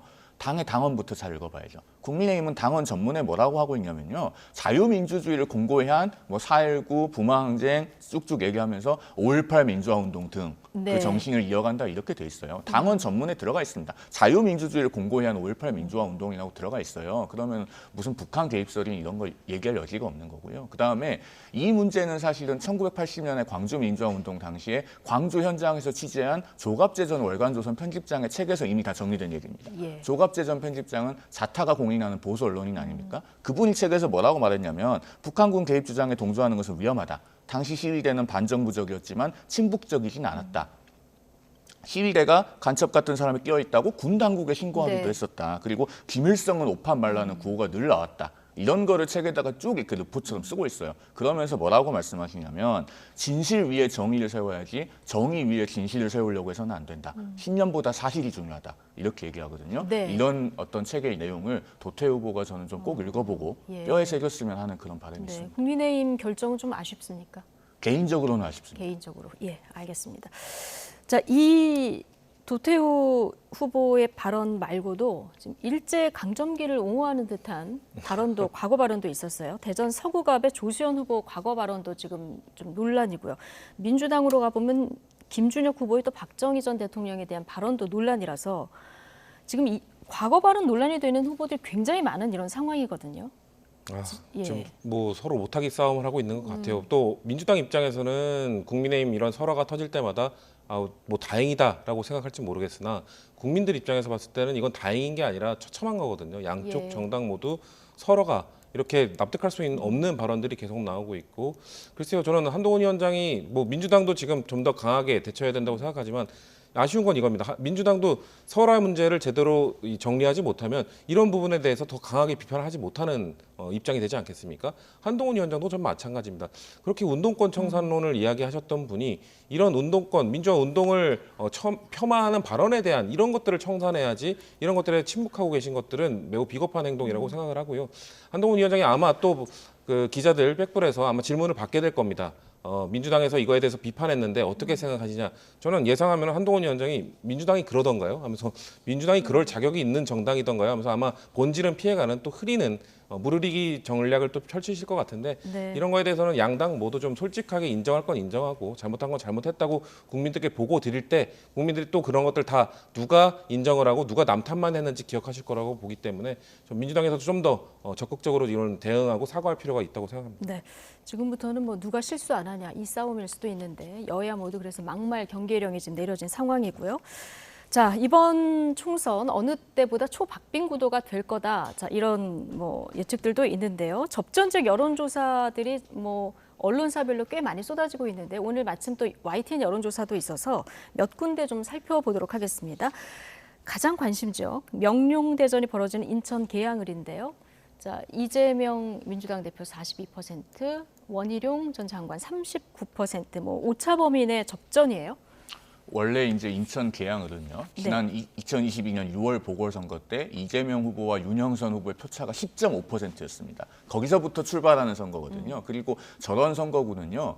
그 대부분의 유권자가 양당 후보를 거의 모르잖아요. 거의 인지도가 뭐 99%에 가까울 겁니다. 그러면은 이재명 후보의 지난 보궐선거 득표율 55.2%에서부터 출발하는 선거고요. 그 현역 의원이 제1당의 대표이기 때문에 결국에는 이재명 후보냐 아니냐의 구도로 선거가 치러져요. 그런데 저렇게 42%까지 지금 지지율이 내려오고 그 오차범위 안에 들어왔다는 거는 결국에는 이재명 대표가 저 지역구에서 못해서가 아닙니다. 저거는 55.2%라고 하는 그 당시의 득표율은 민주당 지지층과 이재명 후보의 지지층이 합쳐진 결과예요. 그런데 그중에서 일부가 지금 이탈했다는 얘기거든요. 모든 무응답으로 빠졌거나 뭐 이런다는 얘기인데 그거는 민주당의 비명계 지지층이 이 그동안은 비명행사 공천을 한 달 동안 보면서 이재명 대표에 대한 어떤 실망감이나 반감으로 인해서 지지에서 이탈했을 가능성이 있습니다. 그러면은 10명 중에 1명이 이탈하면 최종 득표율이 50% 아래가 되고요. 10명 중에서 2명이 이탈하면 45% 아래가 돼요. 지금 그걸 보여주는 게 저 여론조사 결과거든요. 그러면은 이재명 대표가 해야 될 거는요.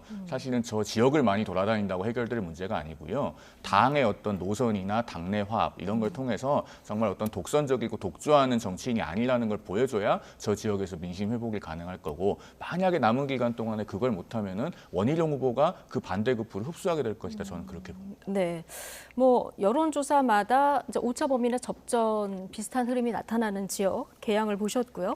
경기 성남 분당 갑도 안철수 대 이광재. 자, 여기에 유호정 후보까지 도전장을 내민 상황이라서 좀 관심 지역인데요. 안철수 후보가 아주 살짝 오차 범위를 벗어나서 YTN 여론조사에서는 우위를 차지하는 양상인데요. 앞으로 이 지역 또 변수는 뭐가 있을까요?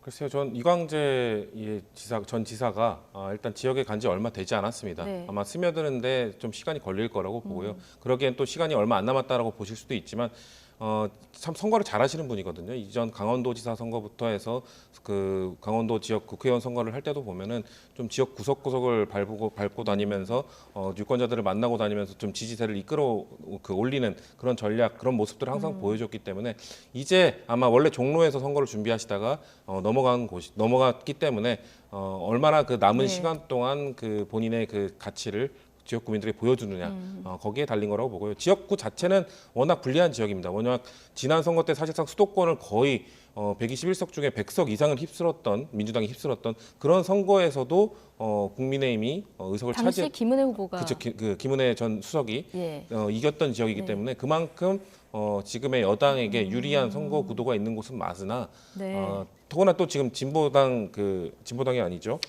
류호정 개혁신당 후보도 있지 않습니까? 그렇기 때문에 이광재 지사로서는 아마 좀 불리한 지형에서 싸우는 구도가 되기 때문에 앞으로의 일정 얼마나 그 짧은 기간 동안 본인의 가치를 증명하느냐 거기에 달릴 거라고 봅니다. 자, 류호정 의원은 또 진중권 교수가 후원회장을 맡았더라고요. 자, 어떤 변수가 될지 보고요. 서울 중성동갑 이 지역도 굉장히 관심입니다. 전현희 대 윤희숙. 자, 35대 31 역시 오차 범위 내 접전인데요.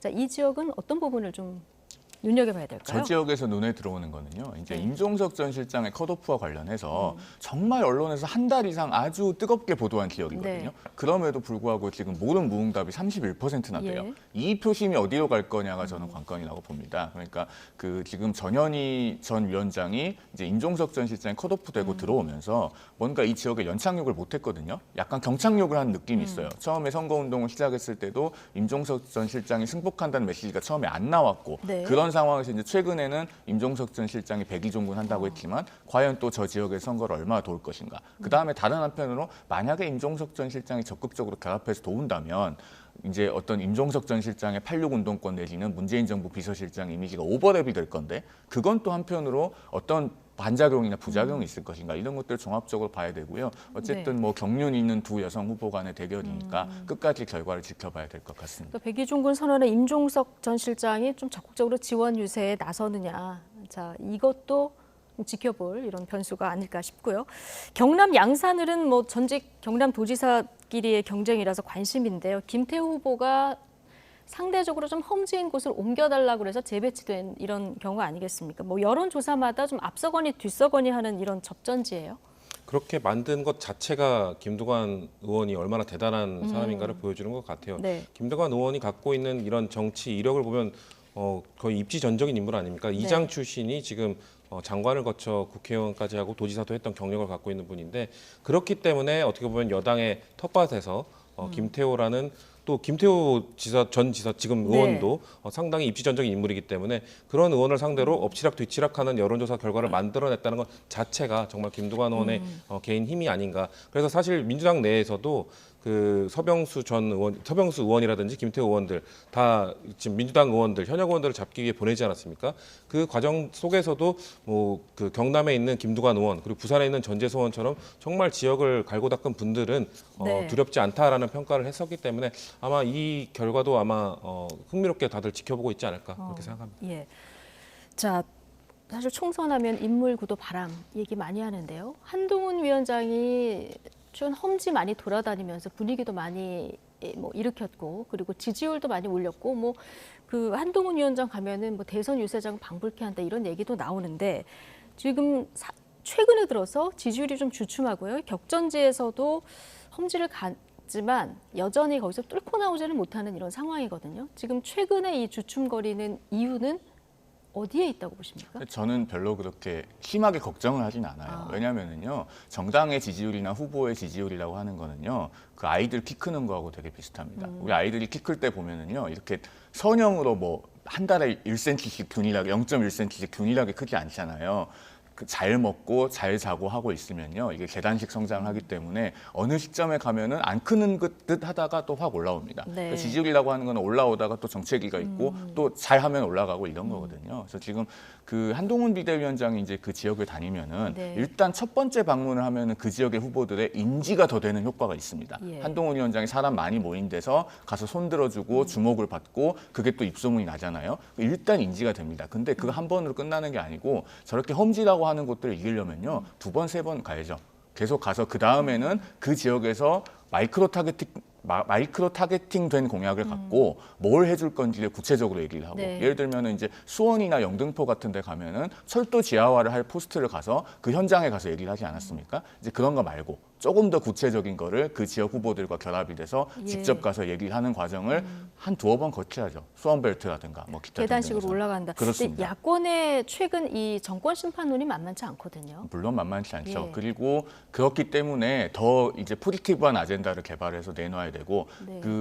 화요일에 국민의힘이 지금 10대 공약을 발표를 했습니다. 네. 뭐 보육이라든가 또 그다음에 어떤 그 노인 그 요양 간병비라든가부터 시작해서 기후 위기까지 10대 공약을 내놓고 예. 그 재원 조달 방안까지 다 마련했습니다만은 그런 큰 공약들 외에도 각 지역들에 대해서 아주 그 마이크로 타겟팅된 공약들을 내놓고 그런 걸 가지고 비대위원장과 선대위원장들이 또 가야죠. 네. 그런 걸 한 두세 번 더 해야 될 겁니다. 자, 어쨌든 전략으로 좀 승부를 그 정책으로 승부를 좀 해야 된다는 말씀도 해주셨고, 자 민주당 이제 공천 갈등 거의 뭐 공천은 끝나갔기 때문에 그리고 지금 3톱으로 전열을 정비했습니다. 선대위를 구성을 했는데 이재명 대표는 좀 앞으로 재판도 많이 나가야 되는 이런 상황인데 이게 많이 보완이 될까요?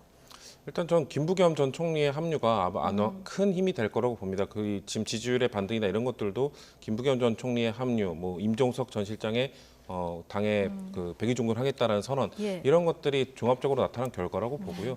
아마 좀 더 지금 그래도 지금 민주당에 대해서 등 돌린 뭐 친문을 좀 지지했던 분들이나 이런 분들을 마음을 돌리는 쪽으로 좀 전략을 짜야 되지 않을까. 정권 심판론은 중심에 있는 겁니다. 그건 중심으로 갖고 가되 그리고 윤석열 대통령도 지금 계속해서 뭔가 실정을 하고 있다고 저희는 보고 있기 네. 때문에 그 정권 심판론은 기본적으로 국민들이 알고 계시고 인지하고 계시기 때문에 민주당은 좀 더 통합, 좀 더 포용 이쪽으로 가게 된다면 선거 전략을 좀 더 유리하게 이끌 수 있지 않을까 그렇게 보고 있습니다. 예. 자, 이제 비례 46석을 가져오기 위한 쟁탈전도 치열할 텐데요. 자, 이 비례 정당을 바라보는 여론은 어떤지 저희가 두 가지 여론조사를 준비했는데요. 자, 여론조사 한번 보시겠습니다. 일단 한국갤럽 여론조사부터 보시면 자, 3월 5일부터 7일까지 조사한 결과고요. 국민의 미래 37, 더불어민주연합 25, 그리고 조국혁신당이 15, 개혁신당 5% 이렇게 보이고 있습니다. KBS와 한국리서치 여론조사도 잠깐 보실까요? 한꺼번에 보여주시죠. 네, 자 7일부터 9일까지 여론을 돌린 결과고요. 국민의 미래 32%, 더불어민주연합 16. 자 그리고 여기서 보면 조국혁신당이 17 이렇게 나타나고 있습니다. 지금 결정하지 못한 분들도 24% 정도 되기 때문에 아직 좀 유동층이 많다고 이렇게 봐야 될 텐데 저희가 어떻게 바라보고 계십니까? 일단은요, 저거 민주당이 자초한 결과죠. 왜냐하면 병립형을 했으면 일단 저런 현상이 일어나지 않아요. 병립형을 하면은 그 모 당을 벗어나서 다른 당을 찍는 거가 유권자 굉장히 거리껴지거든요. 그런데 연동형을 하게 되면은 소위 말하는 이제 분리투표에 대해서 저항감이 덜하기 때문에 저런 게 쉽게 발생할 수 있고 그 다음에 이제 본질적인 문제가요. 민주당이 그 더불어민주연합이라든가 혹은 민주당의 본체를 가지고 조국혁신당과 어떤 차별성이나 도덕적 우위를 얘기할 수가 없어요. 예를 들면 조국혁신당의 인재영입 1호가 전과 사범인데 민주당 당대표가 전과 사범이에요. 그리고 조국혁신당은 당대표가 지금 2심까지 징역 2년 실형이 나왔는데 이재명 대표는 더 많은 혐의를 갖고 재판을 받고 있어요. 그러니까 네. 이런 것들을 가지고 비판할 수 없으니까 결국은 뭘 합니까? 몰빵 뭐 이런 그 세리머니를 네. 하잖아요. 그러니까 이런 것밖에 못하고 있는 지금 민주당의 상황이 상당히 어려울 겁니다. 그다음에요. 민주당이 그동안 정치를 하면서 소위 우당을 너무 많이 활용을 했어요. 네. 예를 들면은 무슨 뭐 특검법을 발의해도 뭐 그 기본소득당 의원과 같이 가서 발의를 한다든가 또는 뭐 정의당 원내대표하고 같이 가서 발의를 한다든가 이런 걸 늘 일상적으로 보여줘 왔기 때문에 전통적인 민주당 지지층으로서도 조국혁신당의 원내에 들어와서 몇 석을 가진다고 한들 뭐가 문제냐라는 생각을 가지기가 쉽거든요. 그러니까 이게 지금 4년간 민주당이 형성해온 것들에 대한 어떤 그 되돌림, 피드백이 이렇게 작용하고 있는 거다 저는 그렇게 봅니다. 예. 그 앞서 보셨지만 어떤 여론조사에서는 더불어민주연합 지지율이 조국혁신당에 못 미치는 결과도 나오다 보니까 좀 민주당 입장에서는 좀 불편할 수밖에 없고요. 그러다 보니 지금 민주당 내에서도 민주연합을 선택해달라 이런 호소들이 좀 꽤 나오고 있고 지지자들 사이에서는 지금 지민비조냐 몰빵이냐 이걸 두고 좀 분열하는 양상도 보인다. 자, 이런 분석도 나오던데요. 뭐 자초했다는 그 지적에 대해서 예. 참 할 말이 없는 상황인 것 같습니다. 결정적 이유는 저는 친명 친문의 갈등. 왜냐하면 지금 조국혁신당이 컨셉을 딱 문재인 정부 인사들, 비서관, 행정관들을 대거 영입하면서 마치 문재인 정부의 향수가 있는 분들을 끌어들이는 그런 전략을 쓰고 있지 않습니까? 공교롭게 또 민주당에서는 그 친명과 친문의 갈등이 공천하는 과정에서 있었기 때문에 거기서 좀 실망한 지지자들을 다 흡수를 하고 있는 과정인 거고, 그리고 그 검찰 개혁이라는 그 키워드, 그리고 정권 심판론이라는 키워드를 선점했기 때문에, 그리고 지금 그 사실 조국혁신당이 처음 이제 등장했을 때 네. 지난 총선에 열린민주당처럼 할 것이다라고 했을 때 다들 부정적으로 봤었거든요. 근데 그때와 좀 달라진 게 이 열린민주당 때는 여당이었단 말이에요. 여당이 검찰 개혁을 한다는 것에 사람들이 크게 동조하지 못했는데 이제 야당의 입장에서 뭔가 검찰을 개혁해야 되고 지금 정권을 심판해야 되고 이 목소리에 좀 더 힘이 실리고 있는 과정이기 때문에 민주당으로서 매우 곤란한 상황입니다. 전 그래서 네. 그 아까 선거 전략 어떻게 짤 것인가 질문하신 거에서 이성윤 검사 같은 그런 분들을 좀 더 내세워서 그런 거 우리 민주당이 더 잘할 수 있다라는 모습을 좀 더 보여주는 것도 필요할 것이라고 보고, 또 한 가지 잡으면 그 지금 뭐 진보당이나 이쪽 비례연합 이성윤 검사는 친문 검사라고 흔히 불리는 분에서 민주당에서 공천을 받으신. 그렇죠. 예. 그렇게 지금 대부분 전주에서 나머지 분들은 다 지금 조국혁신당에 들어가신 대부분이 거죠? 걸로 갔죠. 그렇기 때문에 사실 그런 이미지를 좀 상쇄시킬 수 있는 분이 예. 이성윤 전 검사 지금 후보로 공천을 받은 그분이 아닐까. 그분을 좀 더 활용해서 민주당도 그걸 잘할 수 있다는 모습을 보여드리는 것이 좀 필요하지 않을까. 그리고 비례연합정당에서의 잡음은 계속 나오고 있습니다. 이거는 잡음을 좀 잠재우지 못하면 민주당 지지자들 안에서도 지금 그런 목소리가 나오고 있습니다. 이런 후보들을 민주당 출신 인사들이 가 있는 조국혁신당이나 아니면 지금 민주당 후보들이 비례연합정당에서도 지금 순번이 밀리고 있는 상황이 있기 때문에 과연 우리가 이걸 찍어줘야 되느냐는 회의론이 나오고 있기 때문에 이런 걸 설득하기 위해서는 잡음들을 깔끔하게 좀 해결해야 된다. 전략을 좀 잘 세워야 된다. 예. 자, 조국혁신당 신장식 대변인이 개혁신당에서 지지자들이 좀 넘어온다. 인터뷰에서 오늘 이런 발언을 했는데요. 이런 도발에 이준석 개혁신당 대표도 한마디 했습니다. 듣고 오시죠. 똘똘한 세 번째 당을 지지하는 유권자들이 역사적으로 존재해 왔거든요. 그렇죠. 근데 그러한 분들의 시선이 이준석 대표의 개혁신당 쪽으로 가 있다가 조국혁신당이 부상을 하면서 네. 그 시선과 그분들이 조국혁신당 참 저쪽이 제일 똘똘해 보여 라고 하면서 현재 지지율까지 올라온 거다라는 판단을 하고, 최근에 조국혁신당이라는 당의 지지율 상승을 두고 설왕설래하고 있습니다. 저는 조국혁신당은 우리 정치가 나빠진 원인이라기보다는 최종적인 증상에 가깝다 이렇게 생각합니다. 저는 일반적인 말씀드립니다. 문제는 강성지지층 국민이 아닙니다. 오히려 국민을 동원의 대상 삼아서 정치적 출세에 이용해 먹는 정치 자영업자들입니다. 끝없이 지지층의 분노를 부추기는 일에 몰두하는 화병선동자들이 대한민국 민주주의의 주적입니다. 네. 자, 똘똘한 세 번째 당을 지지하는 유권자들이 역사적으로 있었는데 지금 이런 유권자들이 똘똘해 보이는 조국신당으로 넘어오고 있다 이런 분석인데요. 매우 동의하기 어렵습니다. 매우 신장식 동의하기 대변인의 얘기는 예. 매우 동의하기 어렵고요. 제가 사실 방송에서 그 이준석 대표를 많이 비판해왔습니다만 오늘만큼은 이준석 대표의 얘기에 좀 손을 들어주고 싶어요. 왜냐면요, 이 조국혁신당이 제가 뭐 말씀드렸지만 조국 대표 본인이 지금 대법원 최종심만 남겨놓고 있고 1심에서 징역 3년 받은 황운하 의원 가담했고 또 그 박은정 성남지청장 수사받고 있고 차규근 전 출입국 정책본부장 지금 재판받고 네. 있고 또 이규원 전 검사 수사받고 있는데 역시나 또 입당을 했고 그런 분들이 모여있단 말이에요. 그럼에도 불구하고 저렇게 상당한 지지율이 나오고 있는 거는요, 굉장히 위험한 흐름으로 봐요. 일종의 한국판 트럼피즘. 근데 이제 오른쪽은 아니고 그 반대쪽에서 보여주는 그런 것이 아닌가 싶을 정도로 상당히 위험한 징후로 보거든요. 우리 사회의 어떤 반법치주의 그리고 반지정주의가 저 조국혁신당을 통해서 구체적으로 드러나고 있는 것이 아닌가 그렇게 보여요. 그래서 대단히 위험하게 생각이 되고 이준석 대표의 진단이 그런 점에서는 맞아요. 다만 이준석 대표 스스로가 그런 어떤 제3지대에 대한 기대를 담아내지 못했죠. 열 하루 만에 저 빅텐트를 형성했다 깨졌으니까요. 네. 이준석 대표 뭐 죽장 정치하지 않겠다 이렇게 맞받긴 했는데 개혁신당 최근에 조국혁신당 돌풍이 불면서 입지가 굉장히 줄어들었거든요. 근데 무당층도 앞서 이제 여론조사 보시면 아직 남아 있기 때문에 앞으로 어떻게 이걸 좀 흡수를 해야 될까요? 글쎄요, 뭐 지금 사실상 뉴스에서 거의 사라졌죠. 조국혁신당이 지금 포지셔닝을 영리하게 하고 있는 것인지 아니면 좀 영악하게 하고 있는 것인지 국민들이 판단을 해주실 거라고 보는데 글쎄요 이준석 대표 입장에서는 곤란할 거라고 봅니다. 지금 신장식 전 의원의 이 발언에 의원이 아니죠 신장식 대변인의 예. 발언에 대해서도 신장식 대변인 아마 민주당 강성 지지층이 지금 조국혁신당의 부정적 얘기를 하니까 그걸 좀 벗어나기 위해서 아마 개혁신당의 지지자들이 오고 있다라는 표현을 한 것 같은데 국민들이나 뭐 저는 그렇게 보고 있지 않거든요. 그렇기 네. 때문에 개혁신당이 살아남기 위해서는 글쎄요 제3지대에서 지금 조국혁신당을 그렇게 비판하던 쪽이 역전을 당할 정도면 얼마나 국민들이 개혁신당의 새로운 메시지, 새로운 뭔가 아젠다에 대해서 동의하지 않는지 이준석 대표가 분노를 이용하지 않겠다고 했는데 본인의 과거행적을 보면 갈라치기 정치 그런 뭔가 젠더에 그 분노하고 있는 한쪽 세대를 이용하는 그런 정치를 하지 않았습니까? 그렇기 때문에 지금 지지율로 나타나고 있다. 본인이 한 과거에 그것 때문에 나타나는 것이지 뭔가 조국혁신당의 핑계를 대기에는 본인을 되돌아보는 게 좀 우선일 것 같다라는 생각을 합니다. 예. 자, 앞서 이제 조국혁신당에 입당한 분들 쭉 얘기를 해주셨는데 비례 순번은 어떻게 정할지 곧 발표가 정해질 텐데 자, 이 부분도 좀 주목해서 보도록 하겠습니다. 자, 오늘 송영훈 국민의힘 법률자문위원 그리고 성치훈 민주당 정책위 부의장 두 분과 함께했습니다. 고맙습니다.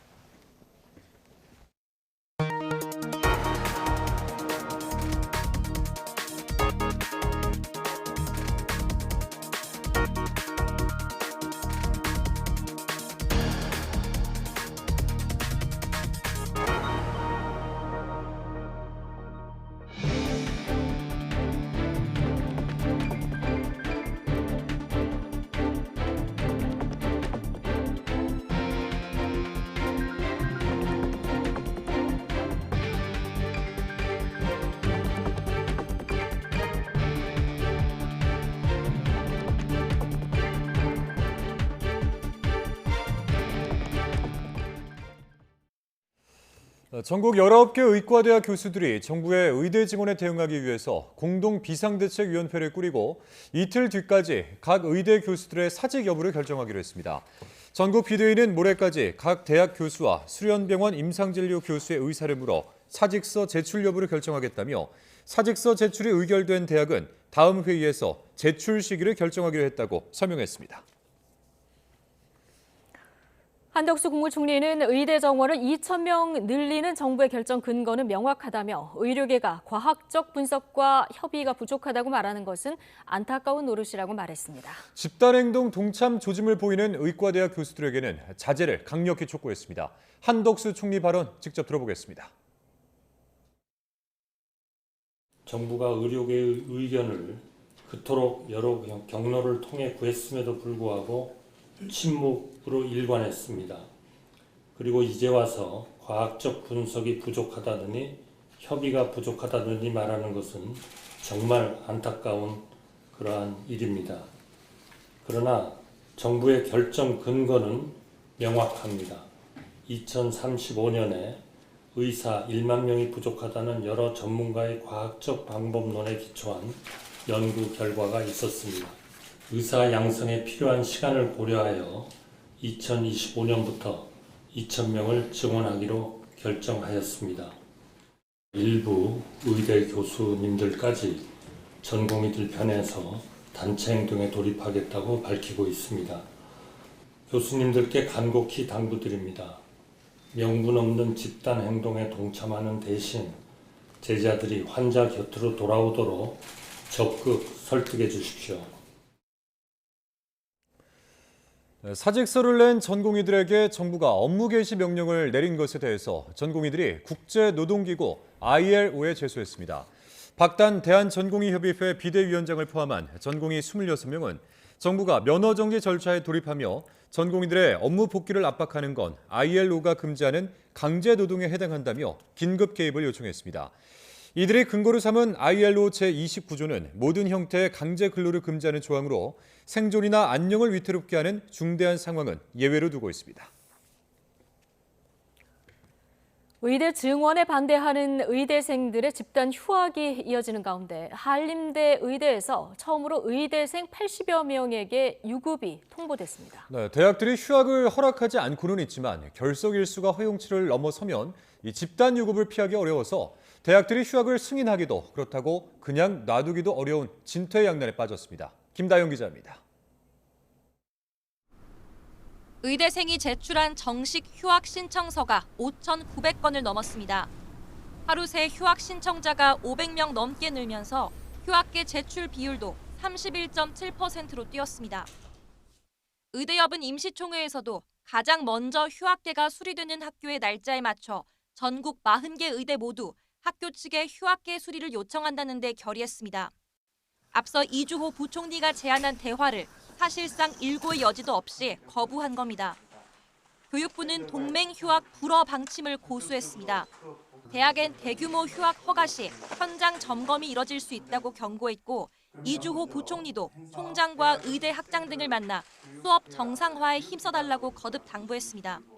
학생들과의 소통을 통해 적극적으로 수업 복귀를 독려해 주시고 또 멈춰 있는 의과대학 수업 역시 조속히 재개될 수 있도록 부탁드립니다. 대학도 마냥 개강 일정을 연기할 수만도 없는데 상황이 난감하기만 합니다. 휴학계가 처리되지 않은 채 수업이 정상 시작되면 출석 부족으로 집단 유급이 발생하게 되고 이 경우 등록금 반환 요구 민원에 내년도 학사 운영 차질이 생기는 데다 의대 교수들이 집단 사직하는 시발점이 될 수 있습니다. 학생이 없는 대학에서 교수들의 존재의 의미는 없습니다. 그렇기 때문에 자발적인 사직에 대한 고민을 하게 되는 거고 정부가 좀 더 전향적인 태도로 이 문제를 해결할 수 있도록.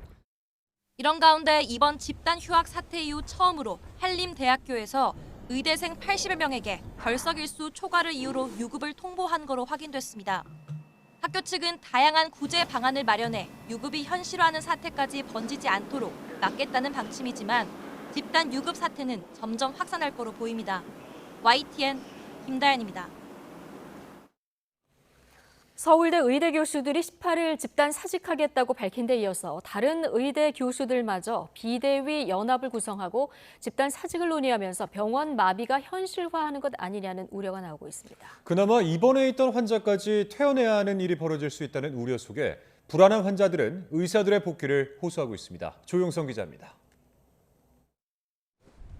울산의대 교수에 이어 국내 최대 수련병원을 운영하는 서울대 의대 교수까지 의대 교수들의 사직 결의가 계속되면서 병원마다 초긴장 상태가 이어지고 있습니다. 전공의에 이어 전문의 그리고 교수들까지 병원을 떠나면 결국 병원에 남는 건 사실상 간호사들뿐. 응급실과 중환자실은 유지한다지만 상급 종합병원으로서 기능은 마비된다고 볼 수 있습니다.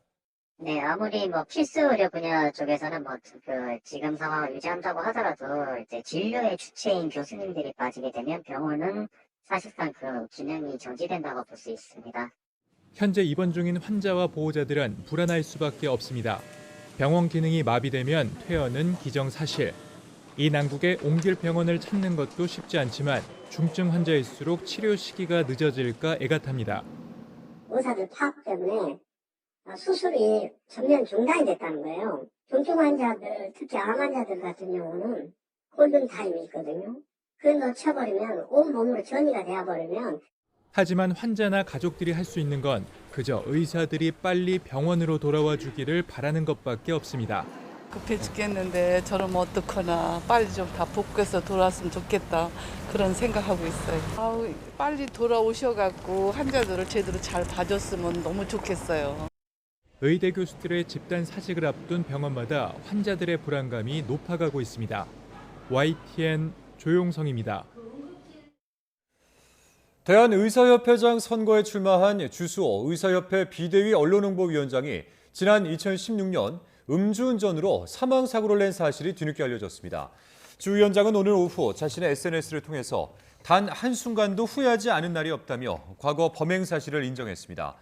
그러면서 절체절명의 위기에 처한 의료계를 위해 정부와의 투쟁에 최전선에 나서는 것이 최선의 속죄 방법이라 생각한다며 활동을 이어가겠다는 뜻을 밝혔습니다. 주 위원장은 해당 혐의로 징역형의 집행유예를 선고받았는데 이후 금고 이상의 형을 받으면 의료인 면허를 취소하는 내용의 의료법 개정에 대해서 공개적으로 반대 의견을 밝히기도 했습니다.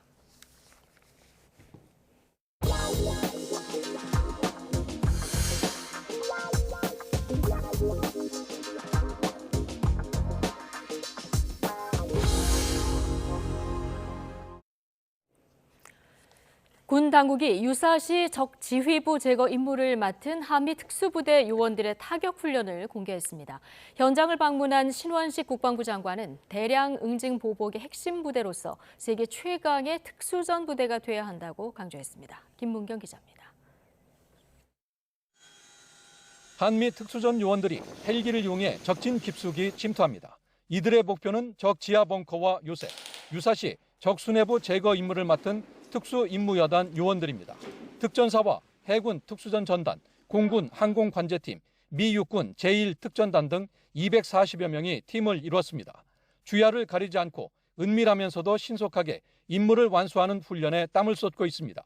현장을 지도한 신원식 국방부 장관은 대량 응징 보복의 핵심 부대로서 유사시 적 지도부를 신속히 제거하는 세계 최강의 특수전 부대가 돼야 한다고 강조했습니다. 즉각 끝! 안 되면! 국방부는 이번 훈련이 한미 특수부대의 특수정찰, 내부 소탕 전술 등의 연합작전 수행 능력을 향상시키는 데 중점을 두고 실시됐다고 전했습니다. 공군도 7개 비행부대에서 스텔스 전투기인 F-35A와 F-15K 등 공군 전력 20여 대가 참가한 가운데 항공 차단 훈련을 실시했습니다. 적의 미사일과 이동식 발사대의 움직임, 이동 중인 지휘부 등을 포착한 뒤 적의 공격전에 격파하는 훈련입니다. 지난해보다 야외 기동 훈련이 대폭 늘어난 가운데 실시된 한미 연합훈련은 내일 종료됩니다. YTN 김문경입니다. 러시아의 간첩 혐의로 체포된 한국인 선교사는 소외계층을 지원하는 국내 사단법인의 블라디보스토크 지회 소속으로 확인됐습니다. 러시아가 우리 국민을 추방이 아니라 체포해서 구금하고 관영통신을 통해서 관련 내용을 보도한 것은 이례적으로 그 의도에 관심이 쏠리고 있습니다. 신현준 기자입니다. 소외계층을 지원하는 국내의 한 비영리 단체 홈페이지입니다. 러시아에서 간첩으로 체포된 선교사 백모 씨는 이 사단법인의 블라디보스토크 지회 소속으로 확인됐습니다. 단체 측은 YTN과 통화에서 국내에 비영리 단체 본부격인 사단법인이 있고 얼마 전에 종교활동을 지원하는 별도 사단법인이 독립했는데 백 씨가 이 법인에 소속돼 있다고 설명했습니다. 그러면서 해외에서 활동하는 선교사들이 물품 전달 등의 지원 요청을 해올 경우 국내 본부에서 이를 지원한다고 덧붙였습니다. 다만 해외 선교사들이 구체적으로 어떤 활동을 하고 누구에게 구호품을 전달하는지는 관여하지 않는다고 전했습니다. 북한 노동자들의 생활이 아주 열악해요. 아주 그 시베리아 추위에도 옷이 얇은 옷을 입고 다닌다든지 그렇기 때문에 이제 인도주의적 지원을 하는 단체들, NGO, 선교사 이런 부분들이 있거든요. 앞서 러시아 관영 타스 통신은 백 씨가 작가라고 소개하면서 메신저로 국가 기밀을 받았다고 보도했습니다. 다만 백 씨가 어떤 정보를 받았는지, 어떤 정보기관을 위해 이런 행동을 했는지는 밝히지 않았습니다. 소식통은 백 씨가 북한 노동자를 상대로 인도적 지원을 하면서 탈북민 구출 활동에 관여한 것으로 안다고 전했습니다. 러시아가 북한의 요청에 따라 지난해 말부터 연해주 지역에 탈북민 단속을 강화했는데 이 과정에서 체포됐을 가능성이 있다는 겁니다. 하지만 적발에도 통상 추방 조치에 그쳤던 러시아가 간첩 혐의를 씌워 체포한 건 이례적인데 북러 밀착에 반대급부라는 해석도 있습니다. 그 러시아에서 돕다가 러시아 보안 당국에 발각이 되면 추방시킵니다. 물론 겁은 줘요. 그런데 이렇게 실제로 혐의를 씌워서 공개한 건 처음이거든요. 모스크바로 유송된 백 씨의 구금 기간은 6월 15일까지로 3개월 연장됐습니다. 이번 사건이 장기화할 거란 전망이 나오는 이유입니다.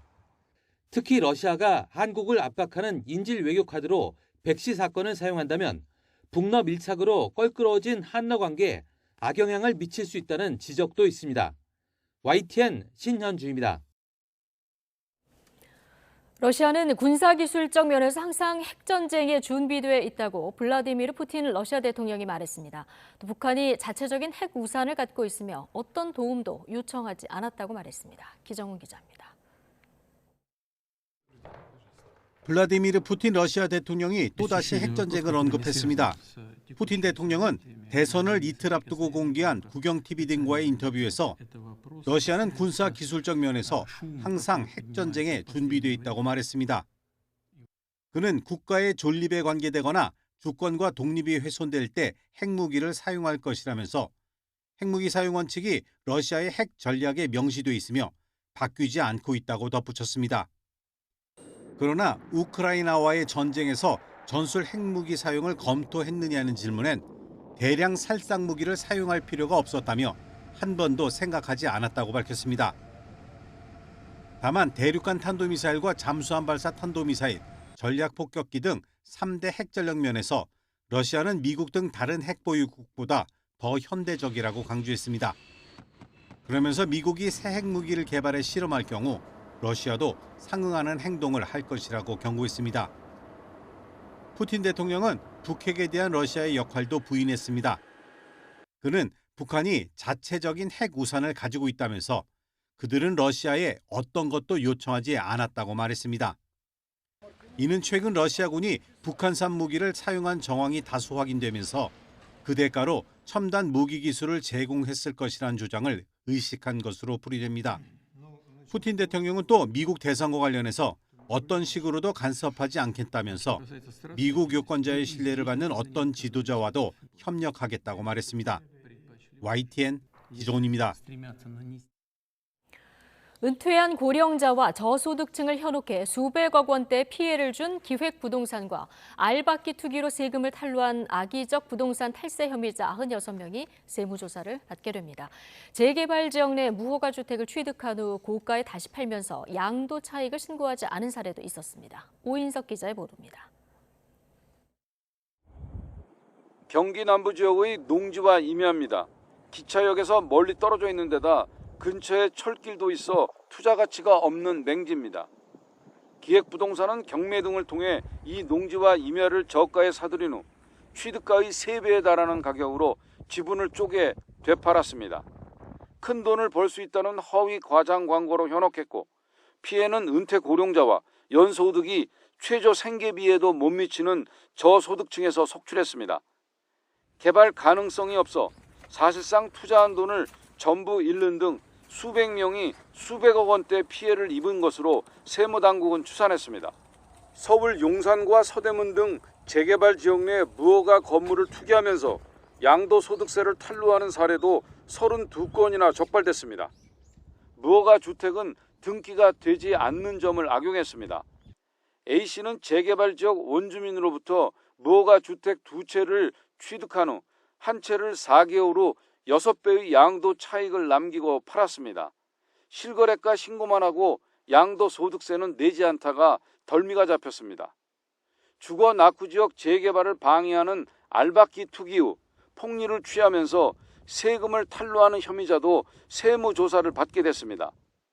재개발 사업 진행을 늦춰 분양가 상승을 야기하는 알박기와 기획부동산 사기 등 악의적 부동산 탈세 혐의자 96명이 세무조사 대상입니다. 기획부동산의 경우 조세 포탈 혐의가 확인되는 경우 검찰에 고발하는 등 강력하게 조치하고 바지 사장을 내세워 영업하는 기획부동산은 금융조사를 통해 실소유주를 끝까지 추적하여 추징하겠습니다. 국세청은 부동산 탈세에 대해 국토부 지자체 등과 신속히 관련 자료를 공유하고 협업해 검증을 강화해 나가겠다고 밝혔습니다. YTN 오인석입니다. 한훈 농림축산식품부 차관은 오늘 주요 식품기업 19곳의 임원들과 간담회를 열고 물가 안정에 협조해 줄 것을 요청했습니다. 한 차관은 최근 국제 곡물 가격과 유지류 가격이 하락세를 보이고 있는데도 불구하고 국내 가공식품 가격은 오른 상태를 유지한다며 합리적 수준에서 가격을 조정해달라고 말했습니다. 어제는 이마트, 롯데마트 등 주요 유통업체 임원들과 만나 할인 행사에 적극적으로 나서달라고도 당부했습니다. 대표적인 가상화폐 비트코인 가격이 7만 3천 달러를 돌파하면서 사상 최고가 행진을 이어갔습니다. 블룸버그 통신이 집계하는 비트코인 국제 가격은 현지 시각 13일 미국 동부 표준시 기준 오전 3시 14분쯤 전장 마감보다 2.86% 오른 73,092달러, 우리 돈으로 약 9,622만 원을 기록했습니다. 비트코인 가격은 지난 8일 사상 처음으로 7만 달러를 넘고 11일에 7만 2천 달러를 돌파한 데 이어서 연일 고공행진을 하고 있습니다. 은행권 가계대출 잔액이 1,100조 원을 처음으로 넘어섰습니다. 다만 오름폭은 주춤했고 이 금융권까지 포함한 전체 규모는 줄어들었습니다. 이형원 기자입니다. 지난달 가계대출 잔액은 1,100조 3천억 원, 지난 2021년 2월 1,000조 원을 넘어선 지 3년 만에 1,100조 원대로 올라선 겁니다. 계속된 증가세에 사상 최대치로 불었지만 오름폭은 주춤했습니다. 지난달 2조 원 느는 데 그쳐 1월 폭과 비교하면 1조 원 넘게 줄었습니다. 가계대출 덩치를 키워온 주택담보대출 오름폭도 축소됐습니다. 전자자금 수요 증대나 대출금리 하락 등에도 아파트 입주 물량 축소나 영업일 감소 등으로 증가 규모가 소폭 축소된. 은행권과 달리 이금융권 가계대출은 크게 줄었습니다. 지난달 3조 8천억 원이나 급감해 1월보다 감소폭이 확대된 겁니다. 지방 부동산 경기가 계속 부진하자 이금융권이 위험 관리에 나서면서 대출을 조인 영향으로 분석됩니다. 이에 이금융권을 포함한 전체 금융권 가계대출 규모는 2조 원 가까이 줄었습니다. 지난해 3월 이후 11개월 만에 줄어든 겁니다. 이 같은 추세가 이어질지는 미지수입니다. 한국은행은 부동산 경기와 정부의 대출 관련 지원이나 규제, 금리 수준 등을 변수로 꼽았습니다. 그러면서 주택 경기 불확실성이 높아 정확한 진단은 어렵지만 낮은 증가세가 당분간 계속될 것으로 내다봤습니다. YTN 이영훈입니다.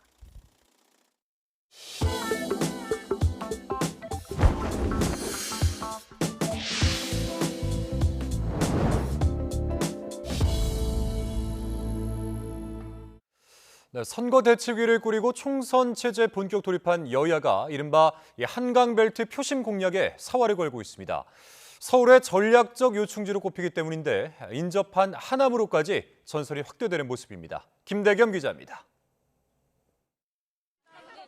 전날 예정이 없던 게릴라 지원 유세에 나섰던 더불어민주당 이재명 대표가 서울 동작을을 또 찾았습니다. 여당 중진 인사인 나경원 후보를 견제하기 위해서입니다.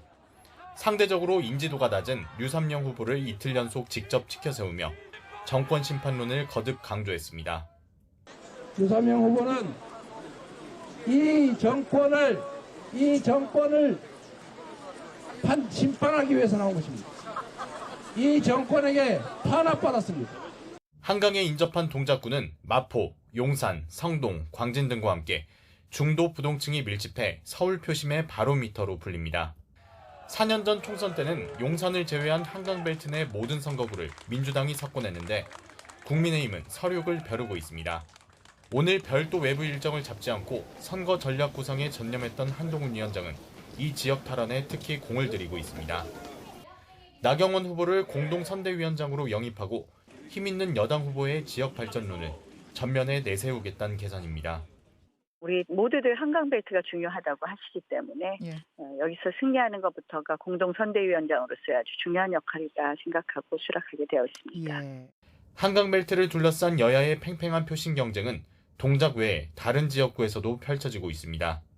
전현희, 윤희숙 후보의 여전사 맞대결이 성사된 중성동갑과 박성준, 이혜훈 후보가 본선에서 붙게 된 중성동을이 대표적입니다. 서울은 아니지만 여야의 상징성 있는 인물이 나선 경기 하남갑 역시 한강벨트 공방전 대열에 합류하는 분위기입니다. 윤석열 대통령 저격수 추미애 후보와 윤 대통령 호위무사로 거론되는 이용 후보가 일전을 앞두고 있기 때문입니다. 거대 양당이 수도 서울에서 표밭 따지기에 나서는 동안 제3지대는 차별화를 꾀했습니다. 개혁신당은 경기 남부 반도체 벨트에서 새로운 미래는 노동계와 만남을 통해 비례대표 선거에 방점을 찍은 조국혁신당은 선명한 메시지로 존재감을 내기에 주력했습니다.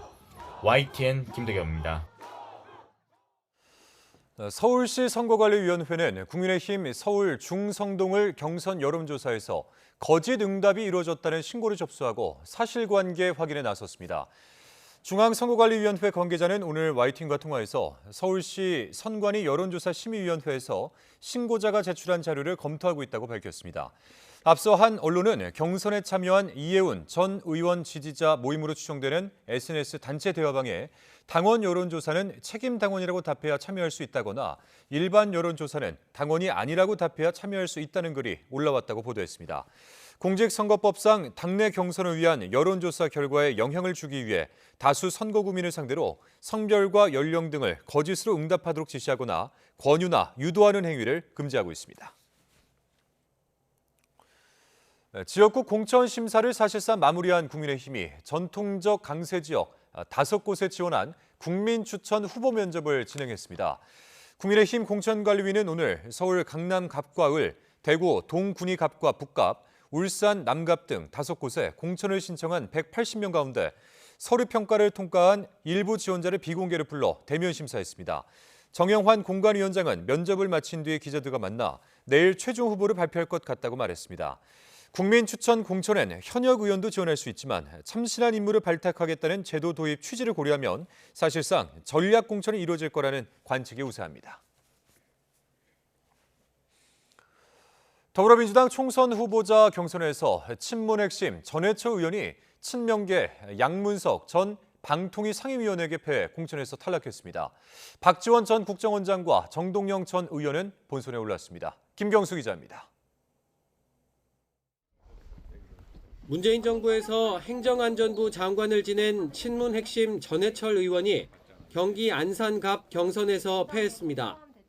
전 의원을 겨냥해 겉과 속이 다른 수박이라고 조롱했다가 당에서 징계를 받은 친명 양문석 전 방통위 상임위원에게 무릎을 꿇었습니다.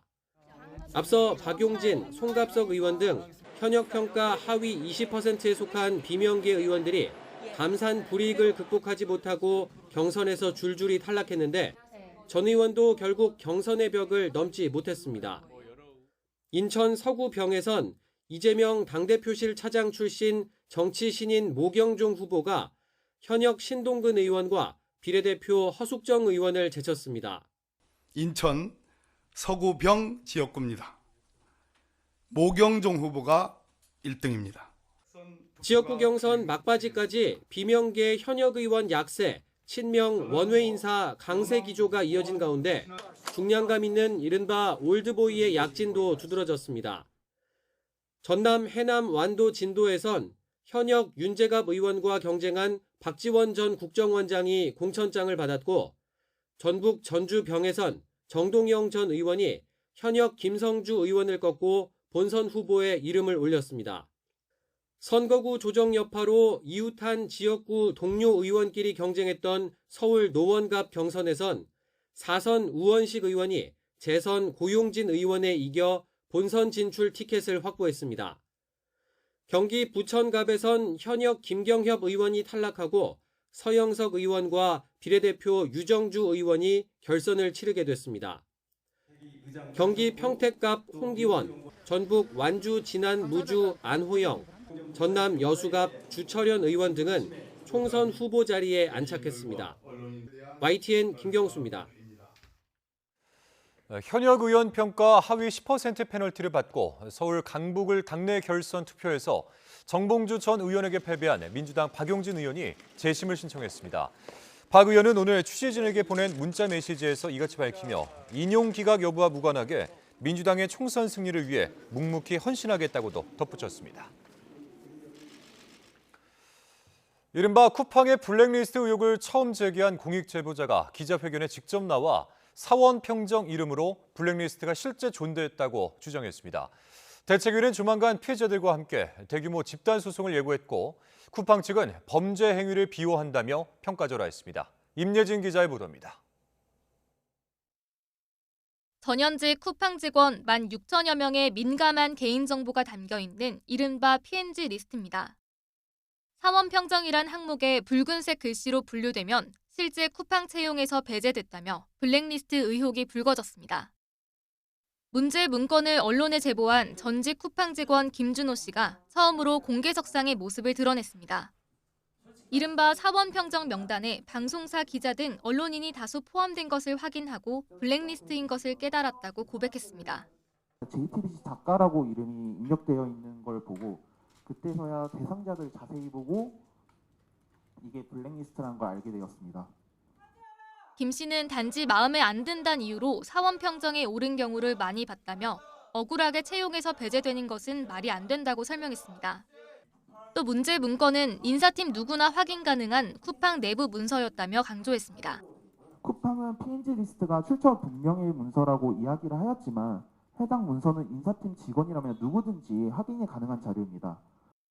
쿠팡 대책위원회는 이번 블랙리스트 의혹은 증거인멸 우려가 큰 상황이라며 경찰의 조속한 수사와 특별 근로감독을 촉구했습니다. 또 16,000여 명의 피해자들을 대신해 조만간 집단 고소와 대규모 공익소송에 나설 것이라고 밝혔습니다. 폭로하고 제기한 사람들이 범죄자인 것처럼 지금 쿠팡은 대응을 하고 있는 상태입니다. 3월 중에 먼저 의사를 밝히고 있는 분들에 대해서는 집단 고소를 진행할 생각이고, 이에 대해 쿠팡 측은 회사의 영업기밀 자료를 탈취한 범죄자들을 공익제보자로 둔갑시키고 있다며 평가절하하고 기자회견도 범죄 행위를 비호하는 내용에 불과하다고 반박했습니다. 앞서 쿠팡 측은 블랙리스트 의혹을 최초 보도한 MBC 기자들을 개인정보보호법 위반으로 쿠팡 대책위 관계자를 허위사실 유포 등 혐의로 고소했습니다. 이에 맞서 노동계도 근로기준법 등을 위반했다며 쿠팡 측 맞고발에 나서 법적 공방으로 이어지고 있습니다. 경찰은 관련 고소고발인 조사가 진행 중이라며 조만간 본격적인 수사에 나설 것이라고 밝혔습니다. YTN 임혜진입니다. 전자담배에도 건강 위험을 경고하는 그림을 넣는 것이 위법하지 않다는 법원 판단이 나왔습니다. 서울중앙지방법원은 건강에 덜 해로운 담배가 있다고 보기 어렵고 담배값 경고 그림과 금연 광고가 사실적 근거에 기반하고 있다며 원고의 청구를 기각했습니다. 흡연자 인권연대는 지난해 10월 한국건강증진개발원이 제작한 담배값 경고 그림과 금연 광고 때문에 흡연권과 평등권, 명예권이 침해됐다고 주장하며 손해배상 청구 소송을 제기했습니다. 김재규 전 중앙정보부장의 유족이 11.6 사건 재심을 청구한 지 4년 만에 법원이 개시 여부를 심리합니다. 서울고등법원은 김 씨의 재심 사건 신문기일을 다음 달 17일 오후 4시로 지정했습니다. 앞서 변호인단은 보안사령부가 쪽지 재판으로 재판에 개입한 사실 등이 드러났다며 김 씨에게 적용됐던 내란 목적 살인 혐의에서 내란 목적만이라도 무죄를 밝히고자 하는 취지라고 청구 이유를 설명했습니다. 김 씨는 지난 1979년 10월 26일 박정희 전 대통령과 차지철 전 청와대 경호실장을 살해한 혐의로 기소돼 6개월 뒤 사형당했습니다.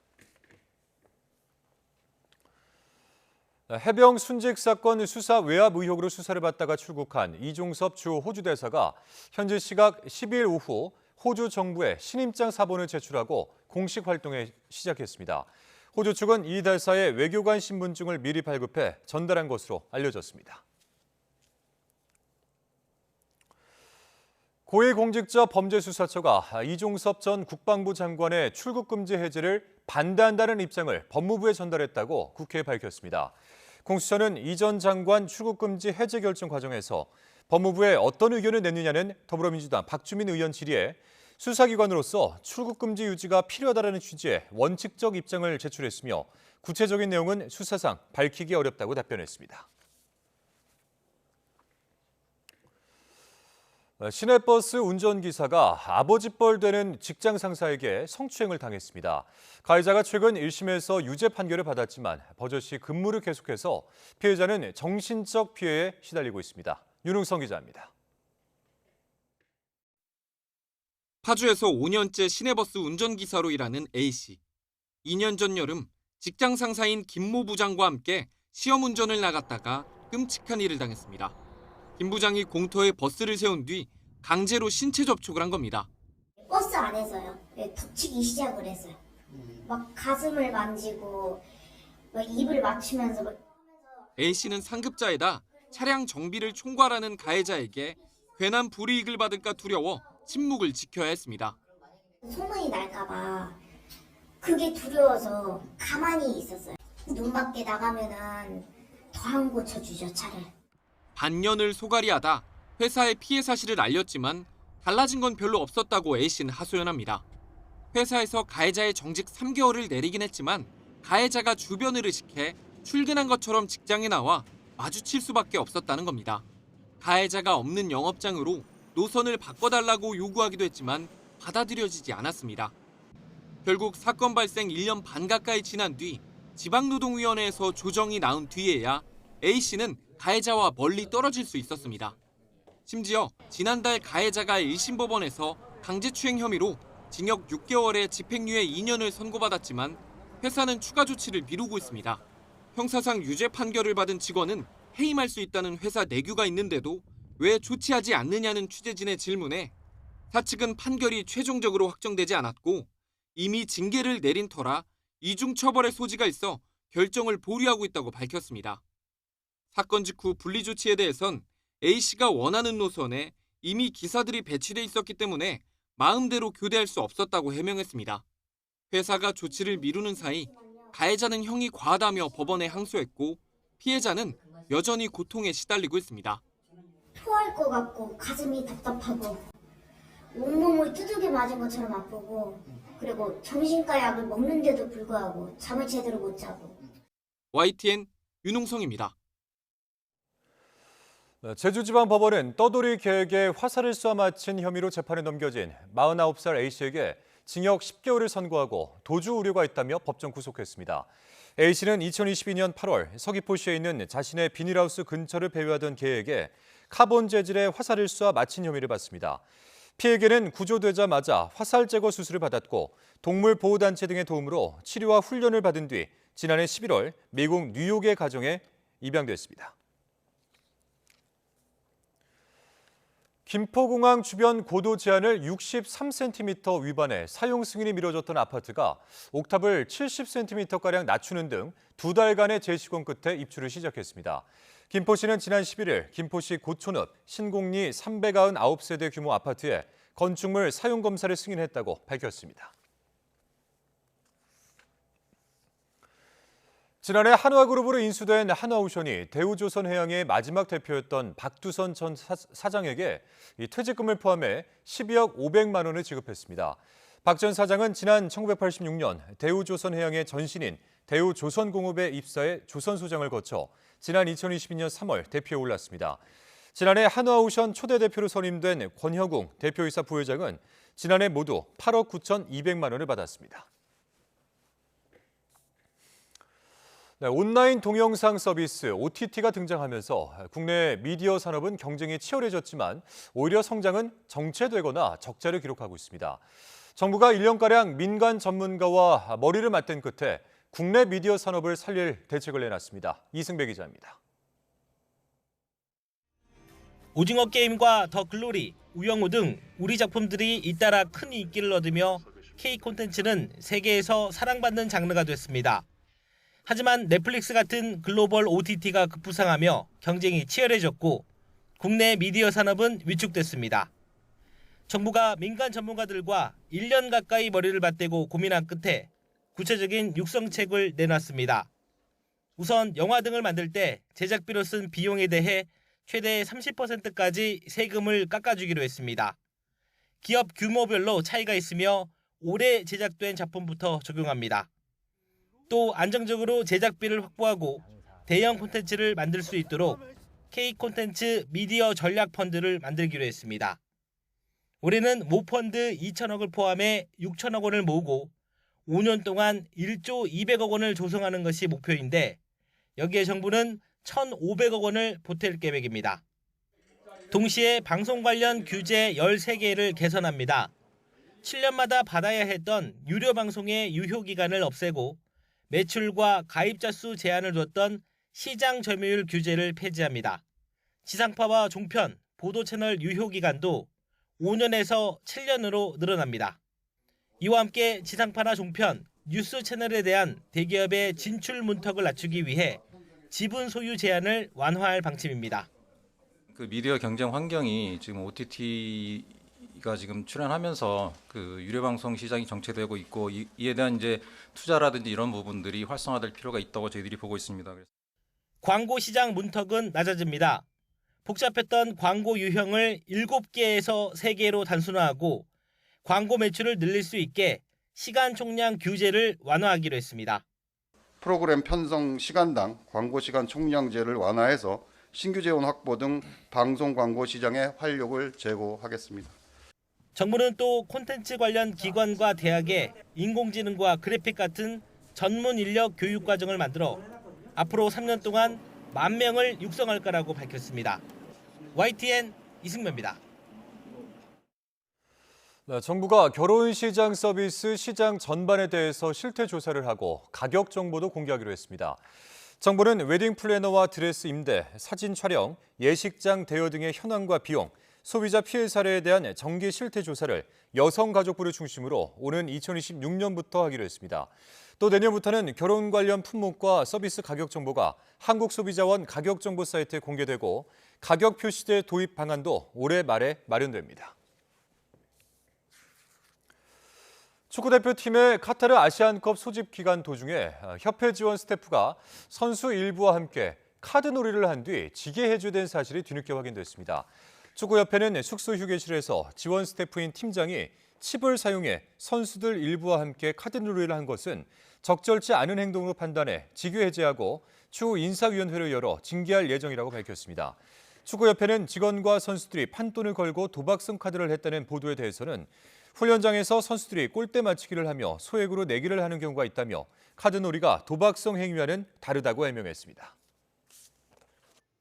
오늘 맑고 포근한 날씨 속에 활동하기 좋았는데요. 내일은 오늘보다 기온이 더 오르겠습니다. 서울 낮 기온이 15도로 예년보다도 따뜻하겠습니다. 다만 아침과 낮과 밤의 기온차가 15도 안팎으로 무척 크게 나니까요. 감기 걸리지 않도록 입고 벗기 편한 옷으로 체온 조절 잘해주시기 바랍니다. 또 출근길에 황사용 마스크도 챙기셔야겠는데요. 중국 스모그의 영향으로 서울을 비롯한 중부지방과 경북 지역은 초미세먼지가 짙겠습니다. 내일 비 내리는 곳은 없겠고요. 아침까지 서쪽 지방에는 안개가 짙게 끼는 곳이 많겠습니다. 또 동해안을 중심으로 대기가 점점 더 메말라가고 있는 가운데 바람도 강하게 불 것으로 보입니다. 불조심해 주시기 바랍니다. 내일 아침 기온 오늘보다 1, 2도 정도 높겠습니다. 서울 3도, 세종 2도, 대전도 2도로 예상됩니다. 낮 기온은 오늘보다 2, 3도 정도 높겠습니다. 서울 15도, 광주 16도, 창원도 16도까지 오르겠습니다. 주말까지 대체로 맑고 예년보다 따뜻하겠지만 미세먼지를 주의하셔야겠습니다. 날씨 정보였습니다. 수요일 뉴스나이트 마치겠습니다. 함께해 주신 여러분 고맙습니다.